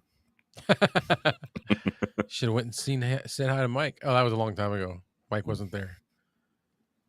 Yeah. What do they play in the background at Wayne's World when they say "We're in Delaware"? What's the background in there? Oh. Yeah, Delaware. Like we're in Texas, rooting and tooting Broncos. And then they go, "We're in Delaware," and they're both like, "We're in Delaware." Yeah. What do you play there? Yeah. The only mountain we have out here is Mount Rushmore. It's the landfill. It's like Oh. the flattest The land as could landfill. be. We had Mount Trashmore in North Smithfield. Yeah. It was at one time it was the highest peak in Rhode Island, Yeah. Yeah. the Johnston landfill. Yeah. Oh, they had a methane flame burning for like 10 years. Yeah. The methane coming out of the Yes. ground. They just Yes, burn. to Why keep it wouldn't from they put a exploding. power plant on that or something? Wouldn't you? I Heat know. Right? steam I and thought make, the same thing. it's such a waste. Yep. Why not do that? It smells like a fart. You go it's like your whole neighborhood. You wake up in the morning, you're like, everybody's got poo face. You walk That around was- and you're like, "Hey, how's it going?" That was the toughest part, man. Because I grew up in Michigan, Detroit, Michigan. I moved out here to Delaware, and the chicken manure, man. Oh, it's horrible. Windows Oh, closed, we've got a lot of AC that on, here. Doesn't matter. Chicken coops. Yes, it's just it's the worst smell. It's like, why did I move? I don't here? know where we were when we crossed country, but we found a Smithfield where they make the bacon. Oh, that yeah? was horrible. Oh Really? Yeah, I was just getting ready to say pig farms my God. are worse than chicken. Oh, it was so bad. So Like when you go gross. to a paper mill town and it just stinks, you can paper mills, live yeah. with it. Yeah, Boy, because this of the was like- brine. God, it was so bad. Yeah, It was beautiful too. It was Mill. like this beautiful waterfall. We're riding up like, "Oh wow, look how nice it is." We pull in like, Oh. "What the Yeah. fuck? Yeah, nice rocks." You got a We paper went- mill in Delaware? In Altoona, Pennsylvania, where my wife's family Oh. reunion was every year. There was a paper mill there, and it's the worst. That's how it was up here when we first started coming up this way. They had all paper mills up here in Berlin and Groveton. And we used to drive through and it'd be like, "Oh, it's so beautiful." And also it's like stinks real bad. You're like, "What the hell?" And people up here, they're like, "We don't think it smells. That's money." Yeah. As long as they could smell that, they had a good mill in town. Yep. Yeah. Yeah. Yeah, this place was 29,000 people, and in 5 years it was down to 9,000. They lost 20,000 people in 5 years Wow. when the mills closed. Yeah. Yeah. Ghost towns. Yeah. It's starting to boom up now. Is it? Yeah. Yeah, with the ATVs up here, it's a big deal up here with the ATVs inside. But it's still like 1983 there. There's a bowling alley, and a lot of people still hang out at it. When There's we not went really up much in there town. to do a little filming, I took my daughter because she usually was with me on the weekends. We went up there and her friend came and I had them bring their bikes. He's like, "Tell them to bring their bikes. They can ride their bikes while they're here." And they literally left the house and rode all into town. They went all over the place and no problems, none whatsoever. Remember when you were a kid, you could just leave the house and just go away. They can do that. Your there parents still. would think you're at your friend's house, but you're probably like 4 towns away riding a train or Yeah. something, Yeah. Yeah. And you could still do that here. There's everybody kind of watches out for everybody else. It's a small town. Mm. but it's fun. they're like right up above the notch, so weather can be an issue like in an instant. You remember that? Yeah. He woke up in the morning and there's like 12 inches of snow on his truck, and it was like 40 degrees There the was night more than before. that on my truck. I don't know if it blew there, but there was like 14 inches. Yeah, there was a lot of snow. Yeah, Like and we it was had no all idea that we were even getting a storm, and I was supposed to none be of us. packing up the truck and heading back to Connecticut. And we wake up and look outside, and like you can't even see nothing. It's Yeah, so we much had to snow. shovel out to get out. We And there was couldn't. nothing the night before. Yeah, there was grass Yeah, and I for was like, 14 "What?" inches, and none of us knew it was going to snow. We were like, okay, we'll see you Oh, tomorrow. I yeah. wake up and I'm like, are you kidding me? Like, Yeah. where did that come from? I didn't hear that. Yeah, You figured that much snow in that short of time, you had to have heard something. You know? but it all melted away in like 3 hours or so, right?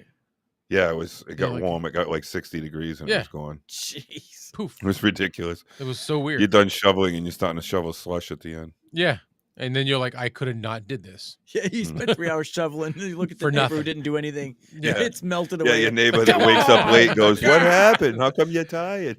Come on. I'm shoveling. Shut up. Yeah. Yeah, it's nuts, but it's neat. He keeps trying to talk me into moving up there. I just don't think it's going to happen. Needs to. There's so much work for what you want to do. I know. There's But a I lot can't- of what's nice about up here in what you do is that there isn't anybody else doing that here. No, I and know. it's starting to come into fruition here. People are starting to use social media here for their businesses. They're starting to advertise in that form, and you are a creator that could come here and nobody else is doing it. They don't even have the know-how, and eventually there will be somebody. We went up there Yeah, and you find a dry spot and it's good. Like that's the way it is here. I'm one of the few that can do it. I just don't have the time for it. But if I Mhm. wanted to, it's $1,000 a video, you know, yeah, Yep. to make a 2-minute, social media commercials, $1,000. we went to this butcher shop. What's it called? The Butcher's Daughter. The butcher's daughter, yeah. And he had already like pre went and talked to them and stuff, and then we went and we all met. And while he was talking to them, I was like, I'm just gonna go around real quick with my cell phone and take a couple of clips, and we'll throw something together. And we went back to the house. The guy didn't even really know what I was doing. He didn't realize I was filming. And we went back to Gino's house. I put it all together, in about 2 hours, maybe. Yeah. And then we sent it to him, and he's like, "You filmed that while you were here?" And we're like, "Yeah." And he's like, "This is great." Like, 'cause Yeah, they his had- wife didn't want him to film because their cupboards, like they have a butcher shop and they'll make like homemade sandwiches and they've got so they have salads. cold cases with like meats and stuff. Right, and they had empty spots, and she was afraid that if he filmed that, it was going to look like they didn't have any food available. So he was like, "I'm just going to film it. It'll look cool the way I film it." And they're like, "No, we don't really want you to do that." And she was kind of like adamant. She was almost getting a borderline angry Yeah. that he was filming. And then when we showed them the finished product, just saying, "This is the style of what we're going to do, so get your store ready, but this is the filming that we'll be doing. These are the way that he'll be." And they're looking at it going, "Oh my God, like this looks so good. Like we don't have to do anything. He didn't even get the empty spots. It looks perfect. Like their shelves looked like they were full, and they weren't. They were it was at the end of a day. But I only caught stuff that looked full. Yeah. You And know, it was awesome. And then he put this music behind it and the way it was edited and what Yep. it said at the bottom of the screen. And these people were just Yep. blown away. And to me, the money is great. The stability of not having to work is awesome. But that response that you get when you create something like that and you give that to somebody and they look at it and they're like blown away, or they get emotional if it's Now you know why I something that's like doing it. sentimental. Yeah, Yeah. no, I dig doing it when I used to do it with the off camera a bit, and Mhm. the response to me is sometimes way better than the pay. I know the pay is Yeah. necessary, but that extra added bit that they give just makes it so The much feeling you get watching somebody's eyes light up. better. That you gave effort and somebody Yeah. enjoyed it. They actually Yeah. appreciated it to the point where they were Yep. like, Yep. wow, and they were blown. To me, that's Yeah. more than half the reason why I'd like to do stuff like that. Creativity or whatever it is. Mm-hmm. But, Well, it's gonna happen now. I'll be up yeah, there a well, little you more. being in the situation that you're in now for Yeah. employment, you are in a golden spot. Yeah. I I won't say envy you, but I really No, 'cause almost I'm nervous. borderline for do. you. Yeah. Yeah. Very Yeah, excited. very for you. happy. I'm living vicariously through you. Yeah. Yeah, I'm Yeah. nervous. So Yeah, well, you should Just be in a way, remember but us. it's a big deal. you what, but- Mike? Just remember us when you hit it big. Yeah. Man. Just remember Okay, us. yeah, that's not gonna Take happen. us with Hi, you. my name's Clay Allen. I'd like to thank all the people I stepped on to get to where I am All today. the people Some that of them are Yeah. still on the bottom of my shoe. Yeah. Some people call them friends. I like to call it a walkway. I wouldn't, without the backs of all my friends, I wouldn't be here. Some people call them friends. I like to call it a walkway. Yeah, yeah. Involuntary sacrifices. They paved my way to my success. Yeah. All the involuntary sacrifices they Yeah. made for me to get here. We did away with the ritual and just kept the sacrifice. Oh God, God, that's so funny. hilarious. Oh, Well, anywho, Is anybody Yeah. tired yet? You guys ready to I'm- go? I'm there. I'm tapping out. yeah, Man. I think so. All right. Well, Otherwise, I'm gonna have to go get some ice cream myself, man. we've gone past 2 hours. So The sugar buzz has crashed. You know, Yeah. we're crashing for the sugar buzz. Yeah, I there's gotta no go coffee now. It's some nachos, maybe. I even ooh Taco Bell run. Yeah. No, I have queso and chips downstairs. queso. There's that word again. Uppity. Yeah, Yeah. that's So what you it know your is. nose It's will be queso. turned up. I just call it cheese. Not Or your you could cheese. Call You it could church it up and salsa- call it like French and call it chizé. salsa con Shazay, queso. yeah. I can't I got believe neither my- of you have heard of queso. I got my exotic chizé from Target. Yeah, Target. I got my chizé from Target. Yay! Shazay. Yay. Hooray! My name's Clay. Yeah. Look, Clay got a chizé from Target. Yay! That's too much. That's too much. A. Yay! Sound like Canadian. Yeah, we're Canadian now. Like a gay Canadian. Yeah. Hey. Uh, All right. we got to do this again. On that man. note, I'm going to go ahead and end This it is the and say highlight of goodnight to my everybody. And thank you for joining. a good Thank night, you for your guys. comments. Yeah. Steve-O, yes, it was fun. It was Steve-O. hilarious. Yeah. Yeah, We got to do this again, man. This is a highlight of my month. I said it this earlier. was a lot of fun. Yes. Yeah. And it All right. stayed on for pretty much the whole show. Oh, yeah. Usually I it only falls lost off it once in a twice. while. Usually that thing falls off, bounces around like a football. Yeah. Was it Harry? Harry takes it with him. Yeah, for a little Harold. bit. He's Yeah. like slowly. Took me a little coming while in. to find. Son of a bitch put it on top of the fan. Took me to spring to find On it. When I top of put the fan on. fan. It's either a big bug or I know what it is. Turned it out to be good. Thanks, Joe. Know your Joe, for tuning in and commenting and watching. We appreciate it. This stuff is nothing without you guys Yeah, commenting and watching. So we greatly appreciate that. absolutely. All Yes, right. sir. Good night. We're gonna go. Good night, everybody. Till next time. Bye. So what do we got? 2 weeks, and Yeah. we'll be on the level. Yep. So another month from now, we'll go live on this, unless I decide to just get a hair across my booty and go live for something. I like having you guys. I like having somebody to bounce off of, but Yep. we'll see. Yeah. It's all right. We'll talk, man. Good night, everyone. Peace be with you. Good night. Enjoy your chizé. Shizay from Tajay. Shazay.